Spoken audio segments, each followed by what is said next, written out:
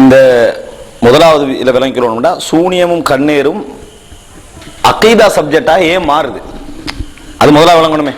சூனியமும் கண்ணீரும் மேட்டர் வந்து இப்போ அகீதா டாபிக்ல நாங்கள் பேசுகிறோம்.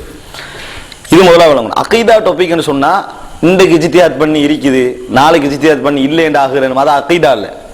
இஸ்லாமிய சமுதாயத்தில் சஹாபாக்கள் தொடக்க என்ன செய்யணும், அகீதான்றது சங்கிலி தொடராக எழுந்திருக்கணும். அகீதாண்டு ஜித்தியாத் பண்ணி வரதில்லை.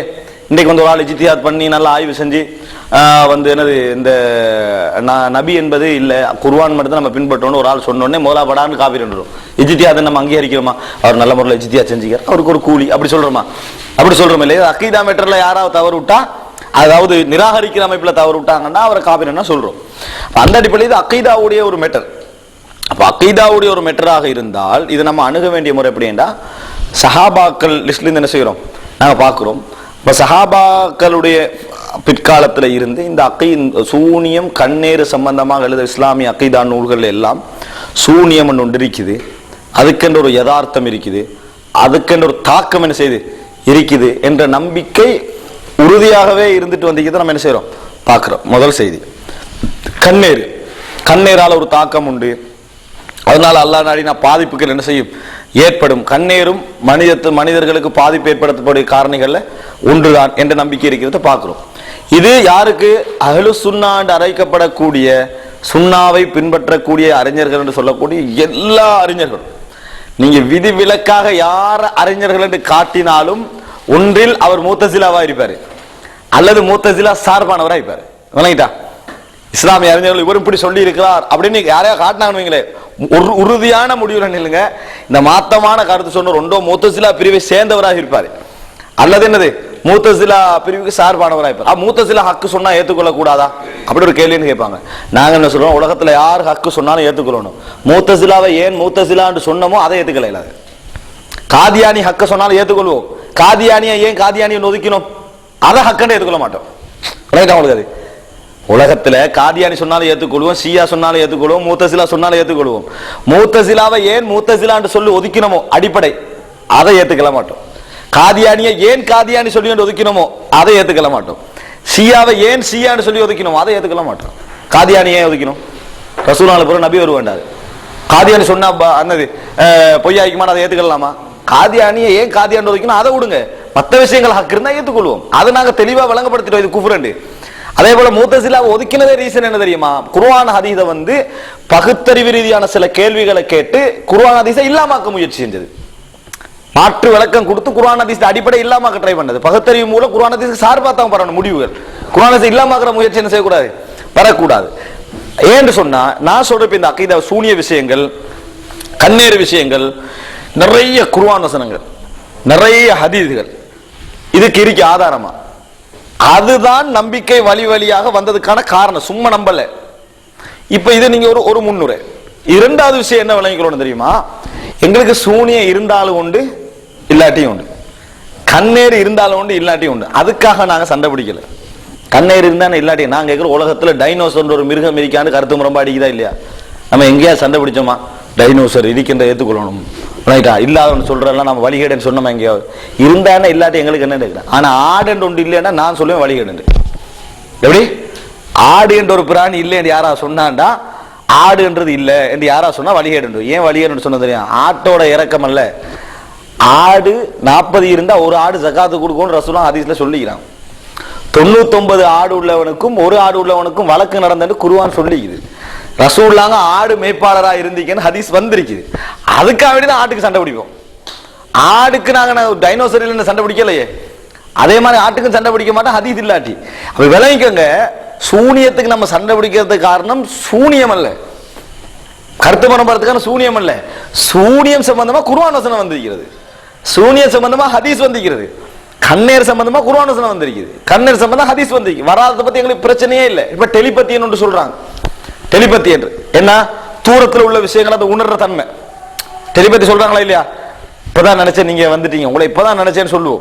இது டெலிபத்தி என்ற ஒரு நாலேஜ் சொல்லி என்ன செய்யறாங்க, 7ஆம் அறிவு அதுக்கு விளக்கம் கொடுத்துட்டீங்க. டெலிபத்தி இல்லைன்னு சொன்னாலும் இருக்கேன்னு சொன்னாலும் எனக்கு பிரச்சனையே இல்லாம சண்டை பிடிக்க மாட்டது, கருத்து முறை மாட்ட மாட்டேன். டெலிபத்தி இருக்கேண்டோ இல்லையோ குர்ஆன் வசனம் என்ன செய்யல வரல. நம்ம சொல்ல நான் விளங்கிக்க அந்த வித்தியாசத்தை. டைனோசருக்கு சண்டை பிடிக்காத நம்ம ஆடு இல்லைன்னா ஏன் சண்டை பிடிப்போம் தெரியுமா? ஆடு சம்பந்தமா ஹதீஸ் வந்திருக்குது, டைனோசர் சம்பந்தமா ஹதீஸ் வரல. அதான் காரணம். எதிர்காலத்தில் ஒரு மிருகம் வரும் அப்படின்னு குர்ஆன் வசனம் வருது, அதுக்கு நம்ம என்ன செய்வோம்? நான் சண்டை பிடிப்பேன். ஏன் அது இல்லையடி யாரா சொன்னா சண்டை பிடிப்போம். காரணம் மிருகத்தோட கொண்ட பற்றல. என்னப்பா ஒரு மிருகம் வாரன்றதுக்காக சண்டை பிடிச்சிட்டு சொல்லக்கூடாது. குர்ஆன்ல அந்த மிருகம் வாரதா சொல்லப்பட்டு, அதனால பிரச்சனை எங்களுக்கு. அதே மாதிரிதான் சூனியமும் கண்ணேரும் என்றது நம்ம கருத்து புறம்படுறதுக்கான காரணமும் சச்சரவு செய்யறதுக்கான காரணமும் சூனிய சம்பந்தமாக குர்ஆன் வசனங்கள் வந்திருக்குது, ஹதீஸ்கள் வந்திருக்குது. இதுதான் மெயின் காரணம். சரி, சூனியம் சம்பந்தமாக வந்திருக்கக்கூடிய குர்ஆன் வசனங்களோ ஹதீஸ்களையோ இவங்க மாற்று விளக்கம் மட்டும்தான் கொடுத்தாங்களா, நிராகரிச்சாங்கன்னு பார்த்தா நிராகரிக்கவும் செஞ்சுக்கிறாங்க. அதானே பிரச்சனை. மாற்று விளக்கம் மட்டும் கொடுக்கலையே. எதுக்கு மாற்று விளக்கம் கொடுக்கலுமோ அதுக்கு மாற்று விளக்கம் கொடுத்தாங்க. எதை மாற்று விளக்கம் கொடுக்கலாத குர்ஆனோட முரண்படுறத என்ன செஞ்சாங்க? எடுத்தாங்க. பிரச்சனை சூனியம் அல்ல எங்களுக்கு. இந்த ஹதீதை நீங்க ஹதீதை ஏத்துக்கிட்டீங்கன்னா சஹீஹ்னு சொல்றீங்க, புகாரில இவ்வளவு காலமா பாதுகாக்கப்பட்ட செய்தின்னு சொல்றீங்க. ஏதோ நம்மளுக்கு தெரியாத ஒரு குறை இருக்கலாம்னு சொல்றீங்க. அது என்ன ஏதோ நம்மளுக்கு தெரியாத குறை? ஏதோ நம்மளுக்கு தெரியாத குறை இருக்கலாம்னு ஒரு ஹதீஸ்கிற ஒரு அடிப்படையே இல்லை. ஏதோ நம்மளுக்கு தெரியாத குறை இருக்கலாம்னு சொல்லக்கூடாது. ஹதீஸ் நேரடியா வந்திருக்கு. இப்ப என்ன நடந்தது? இந்த ஹதீஸை நீங்க நிராகரிச்சதுதான் நாங்க சூனியம் சம்பந்தமா பேசுறதுக்கான காரணம். ஹதீஸை நீங்க நிராகரிக்காம தான் எங்களுக்கு இந்த ஒரு பிரச்சனையாவே அதை செஞ்சிக்காது, மாறிக்காது. சூனியம் இருந்தால் ஒன்று எங்களுக்கு இல்லாட்டியும் உண்டு. அதெல்லாம் பிரச்சனை எங்களுக்கு. சூனியம் சம்பந்தமா பிடிக்கிறதுக்கான காரணம் என்னன்னு கேளுங்க. சூனியத்துல எங்களோட நிலைப்பாடு என்ன? சூனியம் கற்கக்கூடாது, சூனியம் செய்யக்கூடாது, சூனியம் அவிழ்க்க கூடாது, சூனியக்காரன்ட்ட போய் அவனை உண்மைப்படுத்த கூடாது. விளங்கிட்டா? இவ்வளவு நம்ம சொல்றோம். சூனியம் இந்த மாதிரி செய்யறதெல்லாம் குஃப்ரு, அது பெரும் பாவம். இஸ்லாமிய ஆட்சியில சூனியக்காரர்கள் கொல்லப்பட வேண்டும். இதான் எங்கட கொள்கை. சரியா? இதுதான் எங்கட கொள்கை. சூனியம் செய்யக்கூடாது, சூனியம் அவிழ்க்க கூடாது, சூனியம் படிக்க கூடாது, சூனியக்காரன்ட்ட போய் அவன் சொல்ற எல்லா விஷயத்தையும் நம்ப கூடாது. விளங்கிட்டா? இப்படி செய்யறவர்கள் இஸ்லாமிய ஆட்சியில கொல்லப்பட வேண்டும். உலகம் சொல்றோம். நம்ம சூனியத்துக்கு ஆதரவா எதிர்ப்பான்னு கேட்கிறேன். உலகம் சொல்றோம். ஆனா சூனியம் என்ன இருக்குது, அதனால தாக்கம் செலுத்த முடியும் சொல்றோம். இவ்வளவுதான். இதை நம்ம சொல்றதுக்கு நாங்க காரணம் அல்ல. இதை சொல்றதுக்கு நாங்களா கற்பனை பண்ணி காரணம் இல்லையே. அவங்க கற்பனை பண்ணி தான் மறுக்கிறாங்க. நாங்க கற்பனை பண்ணி சொல்லவும் இல்லை. இது ரசூலுல்லாஹி ஸல்லல்லாஹு அலைஹி வஸல்லம் அவர்களுக்கு சூனியம் செய்யப்பட்டது. ரசூல் ஸல்லல்லாஹு அலைஹி வஸல்லம் அவர்கள் திருமண விஷயத்துல தன் மனைவி விஷயத்துல என்னது உறவு நடந்ததாக நினைச்சாங்க, உறவு நடக்கல அப்படியான செய்தி புகாரில வருது. அது எப்படி சாத்தியப்படும்? ரசூல் ஸல்லல்லாஹு அலைஹி வஸல்லம் அவங்களுக்கு அந்த டைம்ல இறங்கின வகைகள்லாம் என்ன ஆகும்? இப்படி எல்லாம் கேள்வி கேட்கிறாங்க. அதை நான் விளக்கத்தை பின்னால சொல்றேன். அது சம்பந்தமா தனியா ஒரு செய்தி என்ன செஞ்சுக்கிறேன், நான் தெளிவாக பேசிக்கிறேன். அது பின்னால சொல்லுகிறேன். எங்கட பிரச்சனை என்னடா, இந்த ஹதீஸ் நிராகரிக்கப்படுறதுக்கு என்ன காரணம்? நிச்சயமாக இந்த சூனிய சம்பந்தமாக எடுத்த கன்செப்ட், அந்த விளக்கம் தான் காரணம். இந்த அதுக்கு ஒரு குர்ஆன் சார்பா எடுக்கிறாங்க. ஆனா அந்த கன்செப்ட் தான் காரணம். அதுக்கு கன்செப்ட் தான் காரணம். எடுத்து ஒரு ஆதாரத்தை பாருங்க. இந்த குர்ஆன் இந்த ஹதீஸுக்கு என்ன சொல்லுவாங்க? ரசூலுல்லாஹ்களுக்கு சூனியம் செய்யப்பட்டாங்க ஹதீஸுக்கு என்ன சொல்லுவாங்க? குர்ஆன் வசனத்தை கொண்டு வைப்பாங்க. என்னது? யகுலு ஸாலிமூன இன் தத்தபிஊன இல்லா ரஜுலம் மஸ்ஹூரா. நீங்கள் சூனியம் செய்யப்பட்ட ஒரு மனிதரை பின்பற்றுகிறீர்கள் என்று அந்த அநியாயக்காரர்கள் சொல்லுகிறார்கள். சரி, அந்த ஹதீஸுக்கு இந்த குர்ஆன் வசனம் தட்டிட்டீங்க. யார் 7 அஜ்வா ஈத்தப்பழம் சாப்பிட்டு வருகிறாரோ அவருக்கு விஷமோ சூனியமோ பாதிக்காது. அதுக்கு எந்த குர்ஆன் வசனம்? அது குர்ஆன் வசனம் சொல்லல. அதுக்கு என்ன சொல்றேன்டா, அது எப்படி பாதிக்காம வைக்கும்? திண்டு காட்டுங்களே, பிராக்டிகலை செஞ்சு காட்டுங்களே. ஒரு இடத்துல அந்த மாதிரி மறுக்கிறது, இன்னொரு இடத்துல இன்னொரு மாதிரி மறுக்கிறது. இதுக்கு ஒரு குர்ஆன் வசனம் காட்டினாங்களா? இதை மறுக்கிறதுக்கு அப்படி ஒன்று காட்டல. இப்ப கேள்விக்கு பிறகு காட்டுவாங்க. இந்த கேள்வி பிறகு நான் கேட்டேன். இந்த கேள்வியை கேட்ட உடனே எந்த குர்ஆன் வசனத்தை காட்டினாங்க தெரியுமா? இப்ராஹிம் அலைஹிஸ்ஸலாம். இது நான் கேட்டு இதுக்கு என்ன குர்ஆன் வசனத்தை வச்சு மறுத்தீங்கன்னு கேட்டேன். உடனே ஒரு குர்ஆன் வசனத்தை காட்டினாங்க. அதுக்கு முந்தி வரைக்கும் காட்டிக்கல.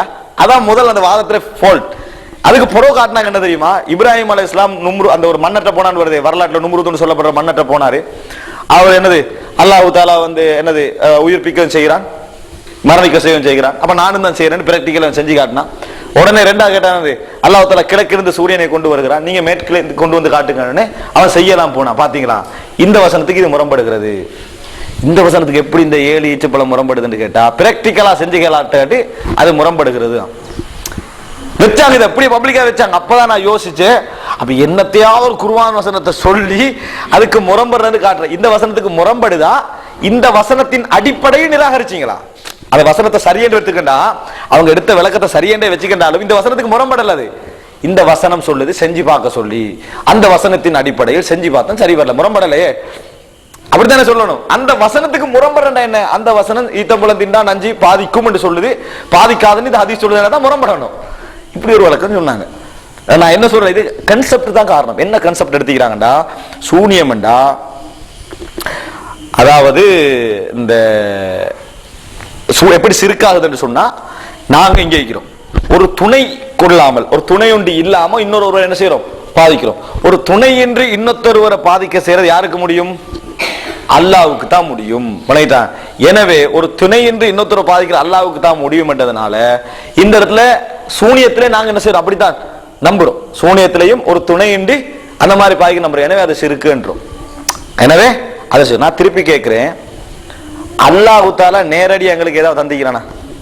ஒரு துணையோட தந்திக்கிறானா? ஃபார் எக்ஸாம்பிள் மாறி இதே மாதிரி கேள்வி கேட்ட குதர்க்கமா நம்ம கேட்கிறதா இந்த அல்லாஹ் தாலா எங்களுக்கு நேரடியாக செஞ்சாத்தானே, துணையின்றி செஞ்சாத்தானே அல்லாஹ்வுடைய பண்பு சொல்றாங்க.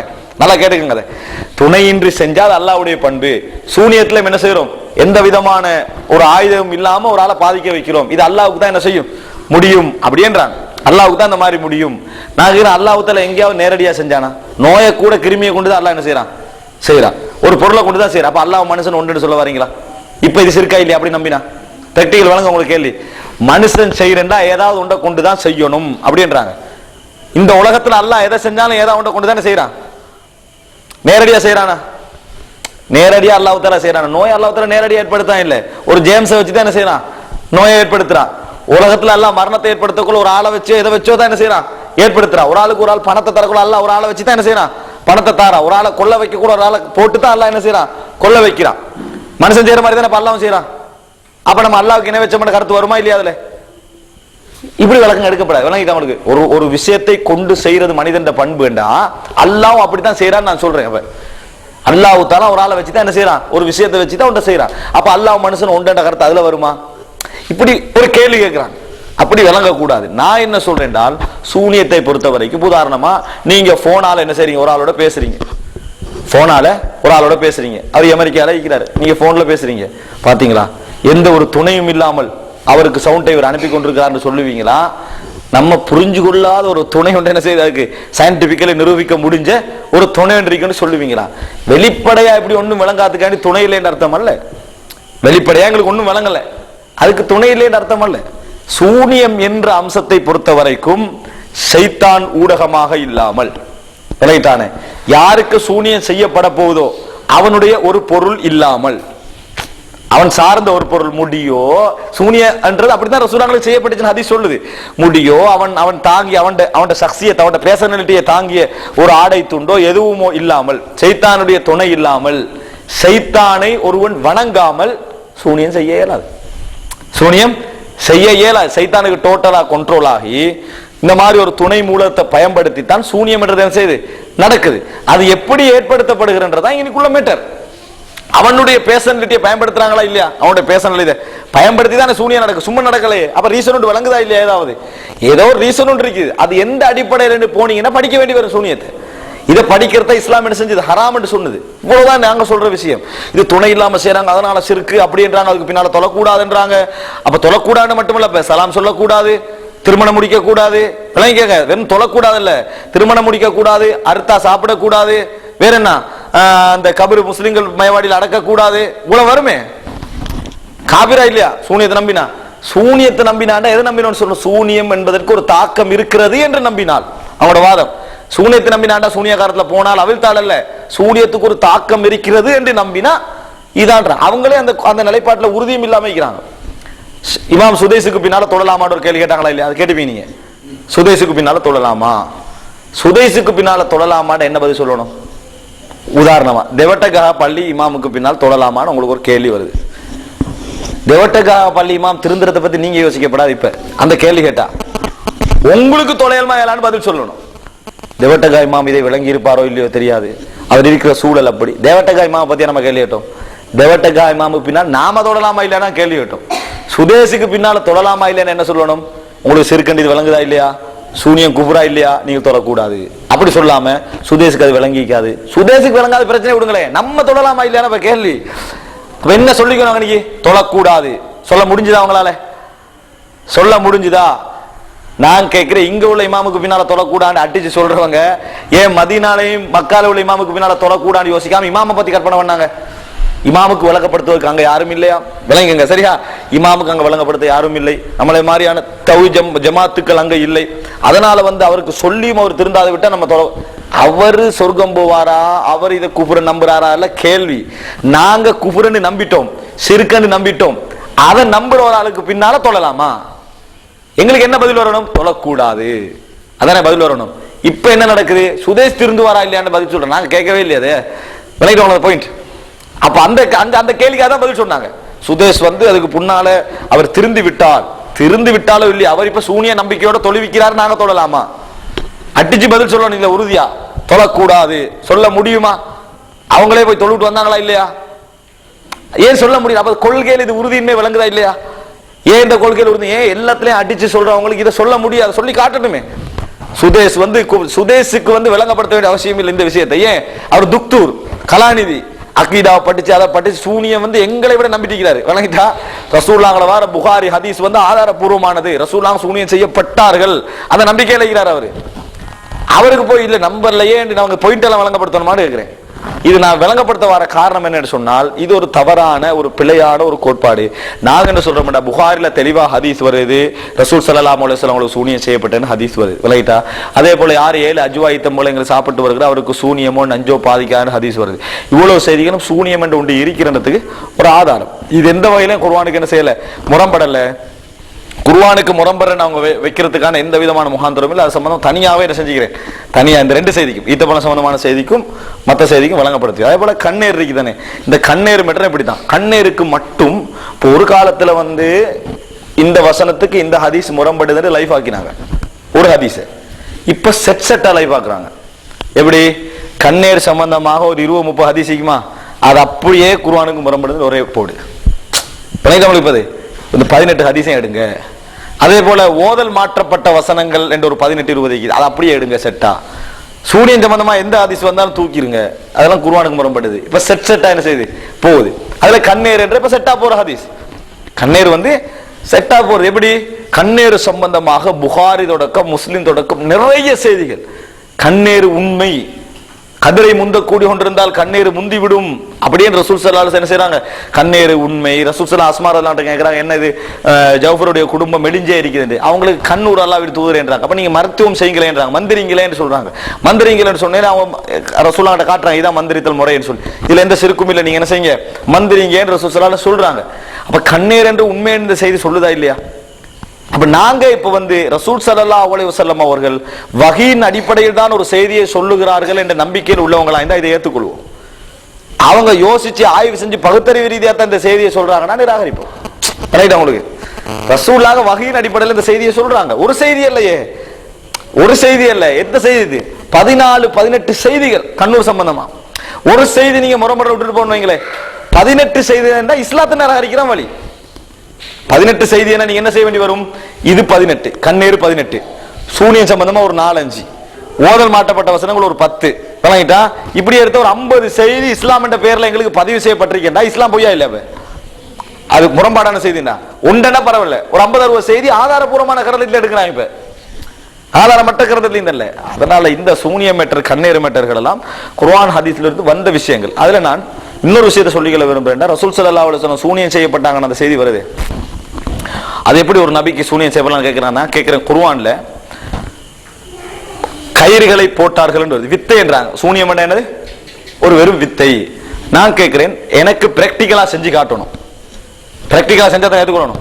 குர்ஆன் சொல்லுது அவர்கள் கயிறுகளையும் கம்புகளையும் போட்டார்கள், பாம்பு போல விளங்கிச்சு. எனக்கு கயிறையும் கம்பை போட்டு பாம்பா காட்டுவோம் முடிஞ்சா விளங்கிதானே? அந்த ஜமாத் செய்ய ரெடியா? நாங்கெல்லாம் நிக்கிறோம். யாரெல்லாம் சூனியம் இருக்குது அதுக்கு தாக்கமிக்க நிக்கிறோம். கயிறையும் கம்பையும் போடுங்க. வெறும் கயிறும் கம்பும் தான் போடணும். நாங்க ஃபுல் செக் பண்ணி தான் அனுப்புவோம். விளங்கிட்டா? கயிறையும் கம்பையும் போடணும், பாம்பா எங்களுக்கு விளங்கணும். மூசா அலைஹிஸ்ஸலாத்துக்கு வந்த மாதிரி எங்களுக்கு பயம் வரணும். வருமா? வித்தை தானே காட்ட போறீங்க. வித்தை படிச்ச எல்லாரையும் கொண்டு வாங்க. வித்தை படிச்ச எல்லாரையும் கொண்டு வந்து நாங்க செக் பண்ணி அனுப்புவோம். கயிறையும் கம்பையும் போடுங்க, எங்களுக்கு பாம்பா விளங்குதான்னு பார்ப்போம். பிராக்டிகலா விளங்காட்டி இந்த குர்ஆன் சத்தை நிராகரிப்பீங்களா? அப்படி இல்லை. கயிறையும் கம்பு மெஜிக்கார என்ன செய்வான் தெரியுமா? கயிறும் கம்பும் கொண்டு வருவான், பாம்பையும் கொண்டு வருவான். அதை விளங்கிக்கிறோம். எப்படி? கயிறும் கம்பும் வந்திருக்கும், பாம்பு பாக்ஸ்ல வந்திருக்கும். மௌலா எப்படி கம்பை காட்டுவான்? ஏதோ ஒரு வித்தியை செஞ்சு பாம்பை தூக்கி போட்டு விட்டுருவான். பாம்பு தான் ஓடிக்கணி. இதுதான் மெஜிக்காரு. பூனையை கொண்டு வருவான், புறாவையும் கொண்டு வருவான். புறாவை முதலா காட்டிட்டு பூனையை எந்த முறையில கிரவுண்டுக்குள்ள போட்டு விட்டுருவான். இப்படிதான் பூனை புறா ஆயிடுச்சுன்னு யோசிப்போம், புறா பூனை ஆயிடுச்சுன்னு யோசிப்போம். ஆனா சூனியக்காரன் கம்பையை மட்டும்தான் கொண்டு வருவான், பாம்பா காட்டுவான். அதான் சூனியக்காரன் கம்பையும் கயிறையும் மட்டும்தான் கொண்டு வருவான், பாம்பாக காட்டுவான். பாம்பா மாத்துவானல்ல, பாம்பாக காட்டுவான். பாம்பா காட்டினா என்ன நடக்கும் சொல்லுங்க பாப்போம். ஆம்பளைய பொம்பளையா காட்டினா, பொம்பளைய ஆம்பளையா காட்டினா, இன்னொரு பெண்ணை நம்ம மனைவியா காட்டினா, நம்ம மனைவி இன்னொரு ஆளா காட்டினா, பெரியவனை சிறியவனை காட்டினா, மாத்துறதல்ல, காட்டினா பாதிப்பா இல்லையா? அதனால அல்லாஹ் சொன்னா வஜாஉ பிசிஹ்ரின் அதீம், மிகப்பெரிய ஒரு சூனியத்தை கொண்டு வந்தார்கள். அதுக்கு இவங்க என்ன விளக்கம் சொன்னா தெரியுமா? இவ்வளவு சிம்பிளான சூனியத்தை அல்லாஹ் மிகப்பெரிய சூனியம் என்று சொல்றான். அப்ப உச்சகட்ட சூனியமே இவ்வளவுதான். அப்ப அல்லாஹ் சும்மா தேவையில்லாத ஒன்றுக்கா மிகப்பெரிய சூனியம் சொன்னா? மிகப்பெரிய சூனியத்தை கொண்டு வர சஹரு அயுனஹும், அவருடைய கண்களுக்கு சூனியம் வைத்தார்கள் என்றான். இதை வேற எப்படி சொல்றீங்க? சூனியம் இருக்கிறது குர்ஆன் வசனம் சொல்லுது, கண்களுக்கு சூனியம் வைத்தார்கள், கண்களுக்கு வித்தை வைத்தார்கள். கண்களுக்குள்ள எப்படி வித்தை வைக்கிற? சஹரு அயுனஹும் குர்ஆன் வசனம் நேரடியா சொல்லுது. எப்படி சொல்றீங்க அல்லாஹ்? நீங்க எப்படி சொல்லிக்கணும்டா, சூனியம் என்கின்ற உண்மையான ஒரு விஷயத்தை கண்களுக்குள் வைத்தார்கள் சொல்றீங்க. அல்லாஹ் தஆலா மிக தெளிவா குர்ஆன்ல சொல்றான். அது மாத்திரமல்ல, கன்ஃபார்மா நம்ம போட்டியில் இருக்கிறோம்னு மூசா அலைஹிஸ்ஸலாத்துக்கு தெரியும். ஹக்கா பாத்திலா நடக்க போகுதுன்னு தெரியும். அல்லாஹ் நம்மளுக்கு அனுப்பிக்கிறான்னு தெரியும். கம்பு பாம்பாகின கம்பு கையில இருக்கிறது மூசா அலைஹிஸ்ஸலாத்துக்கு தெரியும். அவ்வளவு சபையில ஃபிரௌனுக்கு மத்தியில ஈக தெரியும். ஓடுறாங்களே மூசா அலைஹிஸ்ஸலாம் பின்னுக்கு, அதுதானே ஃபஅவுஜஸ ஃபீ நஃப்ஸிஹி ஹீஃபத்தன். மூசா வந்து என்னது, தன் உள்ளத்தில் பயத்தை உணர்ந்தார். வெறும் தடியை பார்த்தா மூசா அலைஹிஸ்ஸலாம் பயந்தாரு. அவ்வளவு பெரிய போட்டி ஹக்கா பாத்திலான இடத்துல பயந்தாரு. ஆனா இவங்களோட பேச்ச பார்க்கல, நாங்களா பயந்திக்க மாட்டோம் என்ற மாதிரி அந்த பேச்சு. அப்படி சொல்லல நேரடியா. நாங்க இந்த வித்து இதுக்கு போய் மனுஷன் பயப்படுவானா எந்த லெவல்ல இருக்கு பேச்சு. ஆனா மூசா அலைஹிஸ்ஸலாம் பயந்து பின்னுக்க ஓடுறாரு. ஃபௌஜஸ ஃபீ நஃப்ஸிஹி ஹீஃபா, மூசா பயந்துட்டாரு. அப்ப அல்லாஹ் தஆலா மூசா பயப்படாதீங்க, உங்களோட கம்ப நீங்க போடுங்கன்றான். இவங்களோட பேச்ச வர கம்பல இதுக்கு மேட்ரையில பேத்து புடிச்செடுக்கலாம்ன்ற மாதிரி இருக்குது. இவங்களோட பதில பார்க்கல எப்படி தெரியுமா இருக்குது? என்னத்துக்கு இதுக்கு கம்பெல்லாம் போட்டுக்கண்டு, இது வெறும் வித்தண்டை இந்த கையும் பாம்பு தான் சொல்ற மாதிரி இருக்குது. அல்லாஹ் சொல்றான் பயந்து ஓடுறாங்கன்னு விளங்கிட்டா மக்கள் எல்லாம் வஸ்தர்ஹபுஹும், அவங்களுக்கெல்லாம் பயம் ஏற்பட்டு விட்டது. டோட்டல் மக்களுக்கும் இவங்க பின்னுக்கு ஆயிடுறாங்க. இந்த லெவலுக்கு இருக்கிற ஒரு போட்டியை சிம்பிள் மெட்ரா காட்டுறாங்க. இதனாலதான் சூனியம் மீக்கின்றோம் விளங்கிட்டா. அதுக்கு ஒரு ஈஜிப்ட் என்ற ஒரு சமூகத்துல ஹக்குக்கும் பாத்திலுக்கும் போட்டி நடக்கக்குள்ள டோட்டல் ஹக்கில் உள்ள மக்களையும் மூசா அலைஹிஸ்ஸலாத்தை உட்பட பயமுறுத்த முடிஞ்ச ஒரு விஷயம் என்றா அது வித்தையா? மூசா அலைஹிஸ்ஸலாம் உட்பட ஹக்குக்கும் பாத்திலுக்கும் போட்டி நடக்கிற டைம் பயமுறுத்த முடிஞ்சதுன்னா சூனியம் என்பது வித்தையான்னு கேட்கிறேன். அந்த வித்தை ஸ்கூல்ல கூட்டி இன்றைக்கு 6 மணிக்கு நடக்கும் முடியாது எல்லாரையும் கூட்டி டிக்கெட் வாங்கி நடத்துறது அந்த வித்தை. அது பின்னால போனா கண்டுபிடிச்சிருக்கீங்க குழந்தை சாமானத்தை. அவங்க என்னென்ன குணந்திக்கிறாங்க, புறாவை பூனாவை காட்டுறதுக்கு என்ன குணந்திக்கிறாங்க என்ன எல்லாம் கண்டுபிடிச்சிடலாம். அவங்களுக்கு வாய்க்குள்ளி இது பிளேட் எடுத்தா பிளேட் அத்தனை பிளேட் இருக்கிறாங்க இன்னைக்கு, அப்படியே இல்லையா? வார்டுக்குள்ளே 50 பிளேட் எடுக்கிறான்னு வைங்களேன், 50 பிளேட் குணந்திருக்கணுமா இல்லையா? நிச்சயமா குணந்திருக்கணும். ஆனா அங்க கயிறை பாம்பா போட காட்டக்கூட எந்த பாம்பும் இல்லைங்க, வெறும் கயிறு தான் இருந்துச்சு, வெறும் கம்பு தான் இருந்துச்சு. அப்ப இதனாலதான் உண்மைன்ற மூசா அலைஹிஸ்ஸலாத்தை பயமுறுத்த வச்சாங்க அவங்க. அல்லாஹ் போட சொன்ன போறதான் மூசா அலைஹிஸ்ஸலாம் கம்பை போட்டாரு. அவங்க பொய்யாக மக்களுக்கு காட்டியதை அது விழுங்கியது விளங்கிட்டா. அப்ப தோல்வி அடைய செஞ்சதுன்னு சொல்லி பாம்பு விழுங்குற அளவுக்கு ஒரு பாம்பு மெட்ரையே ரசூல் அங்க கையில மூசா அலைஹிஸ்ஸலாம் கையில கொண்டிருக்கிறாங்கடா. கம்பை போட்டு அது பாம்பாகுது என்று சொன்னா ஏன் பாம்பா விளங்க போய் தான் பாம்பான ஒரு சாமனை கொண்டாங்க. இல்லாட்டி வெறும் கைத்தடியை விட்டே அடிச்சு தூக்கி காட்டி வெறும் கயிறு பயப்படாங்க போட்டிக்கலாம் தானே, சரியா? அந்த மெட்டரை நம்ம காட்டிருக்கணும். இது உண்டு. அதனாலதான் நாங்க சொல்றோம் குர்ஆன்ல திட்ட தெளிவா வருது சூனியம் பிராக்டிகலும் நடந்தது. ரசூல் ஸல்லல்லாஹு அலைஹி வஸல்லம் அவரோட செய்தி எடுத்து பாருங்க. ரசூலோட செய்தியில் என்ன சொல்றாங்கன்னா, அந்த டைம்ல இறங்கின வஹிக்கெல்லாம் என்ன ஆகிக்கும், அந்த டைம்ல வஹி இறங்கிக்குமே, அந்த வஹியெல்லாம் இப்ப என்ன ஆகிக்கும்னு கேட்கிறாங்க. நான் கேட்கிறேன், நான் இப்ப சூனியத்தை நம்புறோமா இல்லையா? நாங்க நம்புறோமா இல்லையா? அந்த குர்ஆனை தான் இன்றைக்கு வச்சுட்டீங்க நம்பிக்கையோட காட்டுங்க என்ன ஆகிக்கண்டு மாறி கேட்கிறேனே. சூனியம் ரசூலால செய்யப்பட்டது என்று சொல்லிக்கிறதுதான் இந்த குர்ஆனை தைரியமா பேசிக்க நிக்கிறோம். எந்த வசனம் முரண்படுது? அப்படி இல்ல, அது இல்ல இடத்துக்கு நான் ஆதாரம் வைக்கின்றேன். குர்ஆன் நீட்டா ஆகிக்கிறதுக்கே காரணம் ரசூலாங்க சூனியம் செய்யப்படலை என்றதானா? அந்த டைம்ல வஹி என்ன ஆகிக்கும்னா, நான் உங்களுக்கு திருப்பி ஒரு கேள்வி கேட்கிறேன். லிம துஹர்ரிமு மா ஹல்லல்லாஹு லக், அல்லாஹ் உங்களுக்கு ஹலாலாக்கியதை நபியே நீங்க எங்களுக்கு ஹராமாக்கு எப்படி ஹராமாக்குவீங்க அப்படின்னு அல்லாஹ் தஆலா கேட்கிறான். நான் திருப்பி உங்கள்கிட்ட கேட்டேன்னா, இப்படி எத்தனை ஹராமாக்கினாரோ, அல்லாஹ் ஹலாலாக்கின எத்தனை விஷயங்கள் இப்படி அவர் ஹராமாக்கினாரோ சந்தேகம் வருமா இல்லையா? இந்த குர்ஆன் வசனத்தை என்ன செய்யறது இப்படி? அது மாத்திரமல்ல, ரசூலா 2 ரக்காத் தொழுகிறாங்க, சலாம் கொடுத்துட்டாங்க, கோவத்தோட இடத்துல போய் உட்கார்றாங்க. அப்ப ஒரு ஆள் சொல்றாரு, தொழுகை சுருக்கப்பட்டுட்டான்னு கேட்கிறாங்க. நம்ம சுருக்கி தொழுதா மறந்துட்டான்னு கேட்பாங்க. அவர்கிட்ட கேட்கிறாங்க என்னது, தொழுக சுருக்கப்பட்டுட்டா அதுல மறந்துட்டீங்களா அப்படின்னு கேட்கிறாங்க. சுருக்கப்படவும் இல்லை, நான் மறக்கவும் இல்லைன்றாங்க. அப்போ ஒரு ஆள் சொல்றாரு, அவர் சொல்றது உண்மைதான், உடனே தொழுகிறாங்க. நானும் உங்களே போல ஒரு மனுஷன் தான், இப்படி எத்தனையோ மறந்தாரோ ரசூலுல்லாஹ், இப்படி எத்தனையோ மறந்தாரோ, 2 ரக்காத்தையை விட்டுட்டு மக்கள் அப்படி நினைக்கிற அளவுக்கு அப்படி நினைக்கலாமா? ரசூலுல்லாஹ் அவர் வீட்டில இருந்துட்டாங்க. இது புகாரி முஸ்லிம் செய்தி, நான் சொல்றது இல்லை.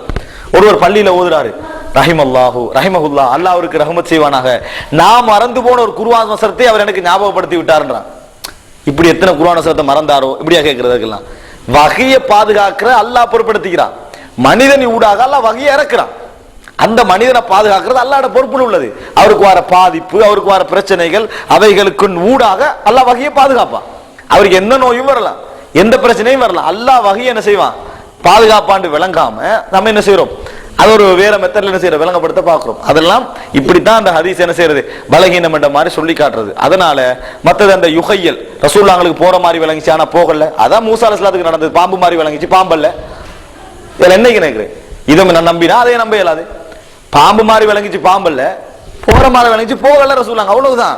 இதுல சொல்ற தஹீல், அதாவது ஒன்று மாதிரி காட்டப்பட்டுச்சு. இந்த காட்டப்பட்டதை வச்சு என்ன செய்யறது, சுபஹானல்லாஹ், சரியா? அதனால நான் என்ன சொல்றேன்டா, இதுல ஒரு கேட்கப்படுறதுக்கு எந்த விதமான மெட்டரும் இல்லை. இதை விட இதுல சம்பந்தமா என்ன கேள்வி கேட்டாலும் கூட சிம்பிளா எந்த விதமான சலனமும் இல்லாம பதில் சொல்லலாம். இதுக்கெல்லாம் எந்த வகையில முரண்படாது. இன்னொன்று விளங்கிங்க, நம்பிட்டு போங்கன்னு சொல்ல மாட்டோம். என்ன கேள்வி கேட்டாலும் சரி அழகா இதுக்கு பதில் சொல்லலாம். குர்ஆனுக்கு முரண்படுறேன்னு சொன்னாலும் சரி, ஹதீஸுக்கு முரண்படு, சிம்பிளா, மிச்சம் கஷ்டப்படவும் தேவையில்லை. எந்த வகையில இந்த வாதங்கள் நிக்காது. எதை பெருசா வச்சுட்டாங்க தெரியுமா, சாலிம்ட செய்த பெருசா வச்சுட்டாங்க. நாம சொன்ன விஷயங்களுக்கு ஒரு சொட்டு பதில் சொல்லட்டும் பாப்போம். வேணுமெண்டா அப்படி இப்படின்னு சொல்லி ஆபாசமா இன்னும் காட்ட ட்ரை பண்ணலாமே ஒழிய ஒரு நாளும் பதில் சொல்லல. சிம்பிளா இருக்கிற விஷயங்கள் இதெல்லாம். அல்லாஹு அலம்.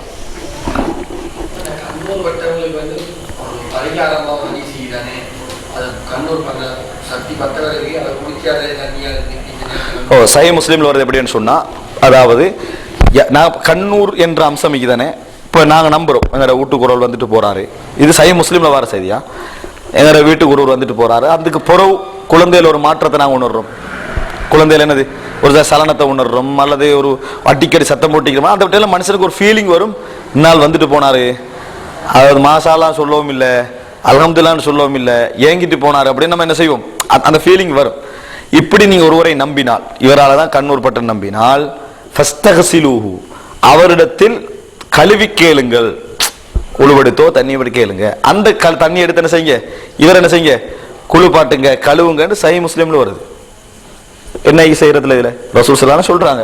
இதுல எந்த விதமான சலனம், யாருக்கு இது சலனம்டா, ரசூல் ஸல்லல்லாஹு அலைஹி வஸல்லம் அவங்களையும் நாங்க என்ன செய்வோம், ஆய்வு செஞ்சுதான் நம்புவோம் என்று சொல்றவங்களுக்கு தான் சலனம்.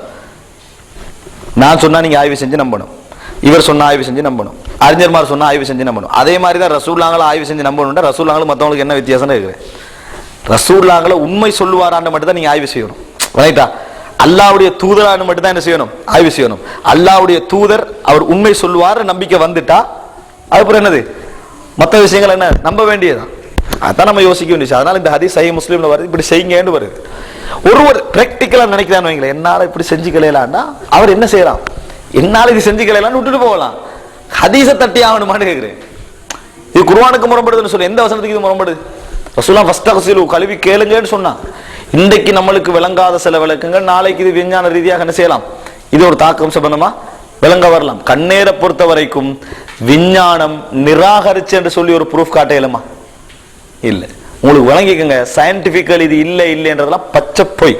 சயின்ஸை பொறுத்த வரைக்கும் இவ்வளவு காலமா இந்த மக்களுக்கு மத்தியில வர நம்பிக்கைகளை, அதாவது செயல்பாடுகளை ரிசர்ச் பண்ணிக்கிட்டு வருது. அப்படி ஒரு 10 வீதத்தை உண்மைப்படுத்தி இன்னும் 90 சயின்ஸ் படிச்சுக்கிட்டு உண்மைப்படுத்துறதா இல்லையான்னு படிச்சுக்கிட்டு. கண்ணேரே எங்கேயும் சயின்ஸ் நிராகரிக்கல, ஏற்றுக்கொள்ளவும் இல்லை, அவ்வளவுதான். சயின்ஸ் இன்னும் என்ன செய்யல, இந்த கண்ணேர் என்பதை நிராகரிக்கலைங்க. இது விஞ்ஞான ரீதியா முரணானதை நீங்க சயின்ஸ் என்ன செய்யல, சொல்லல.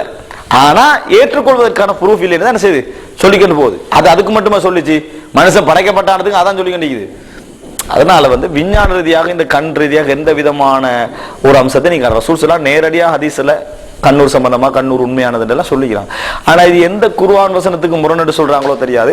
நான் நேரடியா அந்த ஸ்பீச்ல கேட்டேன், ஒருவரை ஒரு மீடியா இல்லாம, ஒரு மீடியம் ஒன்று இல்லாம நம்ம என்னது தாக்கம் செலுத்துற அடிப்படையில் கண்ணீர் வருவதனால் கண்ணீருடைய எல்லா ஹதீஸையும் தூக்க வேண்டும். அவங்களுக்கு அவங்களா ஒரு அடிப்படை உருவாக்க வேண்டியது, அதுக்கப்புறம் அந்த அடிப்படையில் இது இல்லை என்று சொல்ல வேண்டியது, அப்புறம் அதை எடுக்க வேண்டியது, இப்படித்தான் போகுது.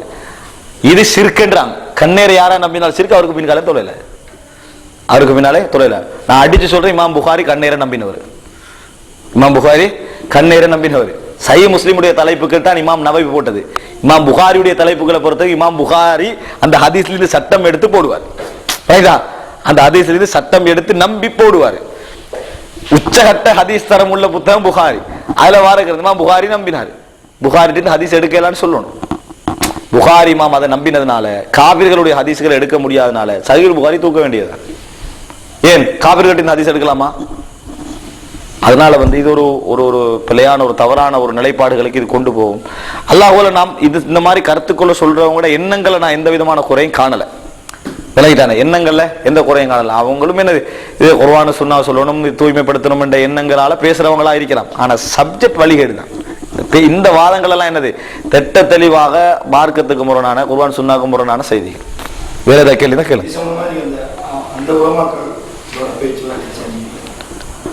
அதாவது ஜுபைல்ல இருந்தேன். இப்போ நான் இப்போ இந்த 20 நாளைக்கு ஜுபைல்ல இருந்தேன், ஒரு கிழமைக்கு முந்தி. அப்போ கேள்வி பதில்னு வந்துச்சு.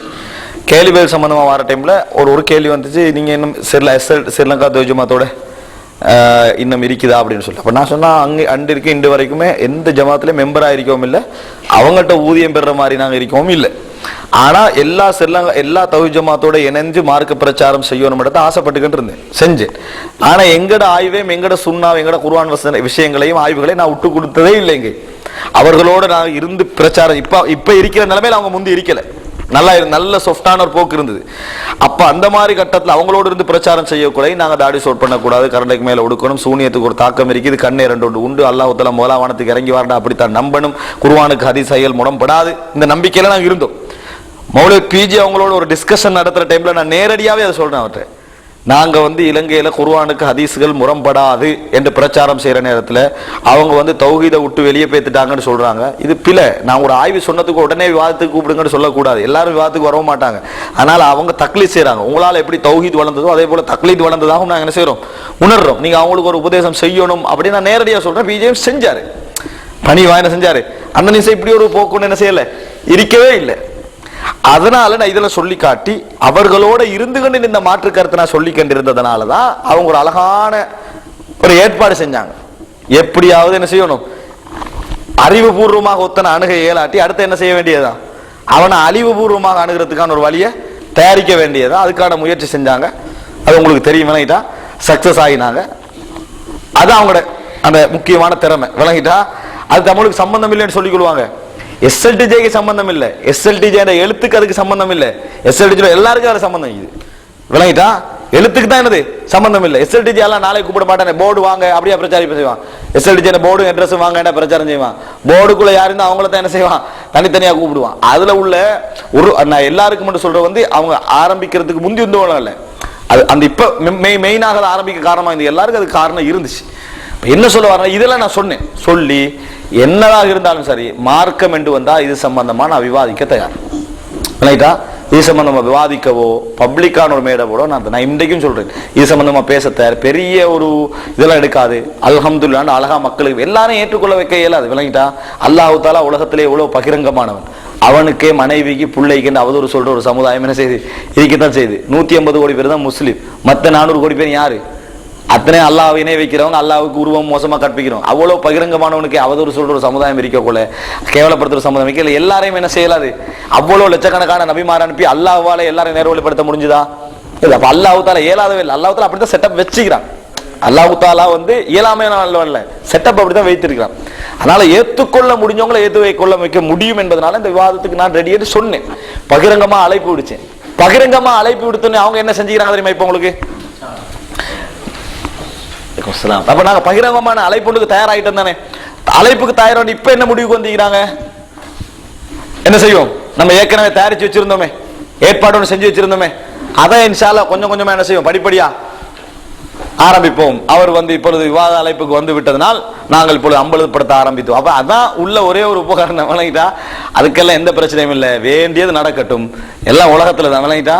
எது நடந்தாலும் உலகத்துல மரம் என்ன, அதனால பகிரங்கமா இது சம்பந்தமா எந்த இடத்துலயும் என்னது வாதிக்க தயார். உண்மையில் அறிவுபூர்வமாக இதை வாதிக்கிறதாக இருந்தால், இவங்க சொல்ற இந்த பிரச்சாரத்துல அவங்க இஹ்லாஸ் இருந்ததா, எப்பையும் வழிகேட நம்ம பிழை என்று சொல்ல நிரூபிக்கிறது ஆழ்ந்த தரத்தை பார்த்தல்ல, அவருக்கு பின்னால் எத்தனை பேர் ஈகிரனத்தை பார்த்தா விவாதம் செய்ய போகணும். ரைட்டா? ஒருத்தருக்கு பின்னால 100 பேர் வழிகட்டிக்கிறாங்கன்னா அந்த 100 பேரை திருத்துறதுக்காக கட்டாய விவாதம் செஞ்சு ஆனாங்கன்னா அவன் எப்படிப்பட்டவனா இருந்தாலும் சரி, அவன் எப்படிப்பட்டவனா இருந்தாலும் பின்னால் ஒரு 100 பேர் வழிகட்டி பேசிக்கிறாங்களா இல்லையா, அவங்களுக்கு சொல்லணுமா இல்லையா, விவாதம் செய்யணுமா இல்லையா, அப்ப அதுக்கு தயாராக இருக்கிறோம். நான் பகிரங்கமா இந்த விஷயத்துக்கு என்ன செய்யறேன், தயாராக இருக்கிறேன். அதுல எந்த விதமான இது இல்லை, அது அழைப்பும் விடுத்திக்கிறோம். பாப்போம் இன்ஷா அல்லாஹ் என்ன ரிசல்ட் அதுல வரும் என்று சொல்லி.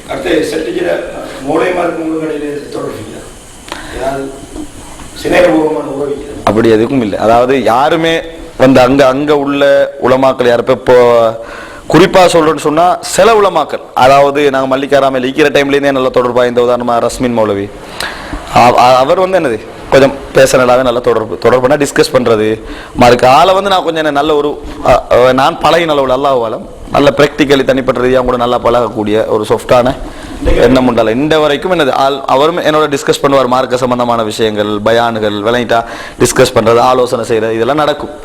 ஆனா பப்ளிக்கா பேசக்குள்ள யாருமே என்ன செய்யறாங்க இல்ல, பகிரங்கமா பேசக்குள்ள அது நம்ம சரி வராது, அந்த மாதிரி தான் என்ன செய்யறாங்க பேசுறாங்க. தனிப்பட்ட ரீதியா பேசுற டைம்ல நல்ல முறையில் டிஸ்கஸ் பண்ணி அழகான முறையில் பேச. ஆனா உண்மையிலே அதுக்கு அவங்கள்ட்ட சில நிர்பந்தங்கள் காரணமாய்க்கலாம், நிர்பந்தங்கள் என்ன செய்யலாம் காரணமாய்க்கலாம். ஆனா நல்ல முறையில டிஸ்கஸ் பண்ணக்கூடிய ஒரு தொடர்புல இருக்கிறேன்னு சொன்னா ரஸ்மின் மௌலவி தவிர வேற யாருமே இல்ல. அல்லாஹ் அலம்.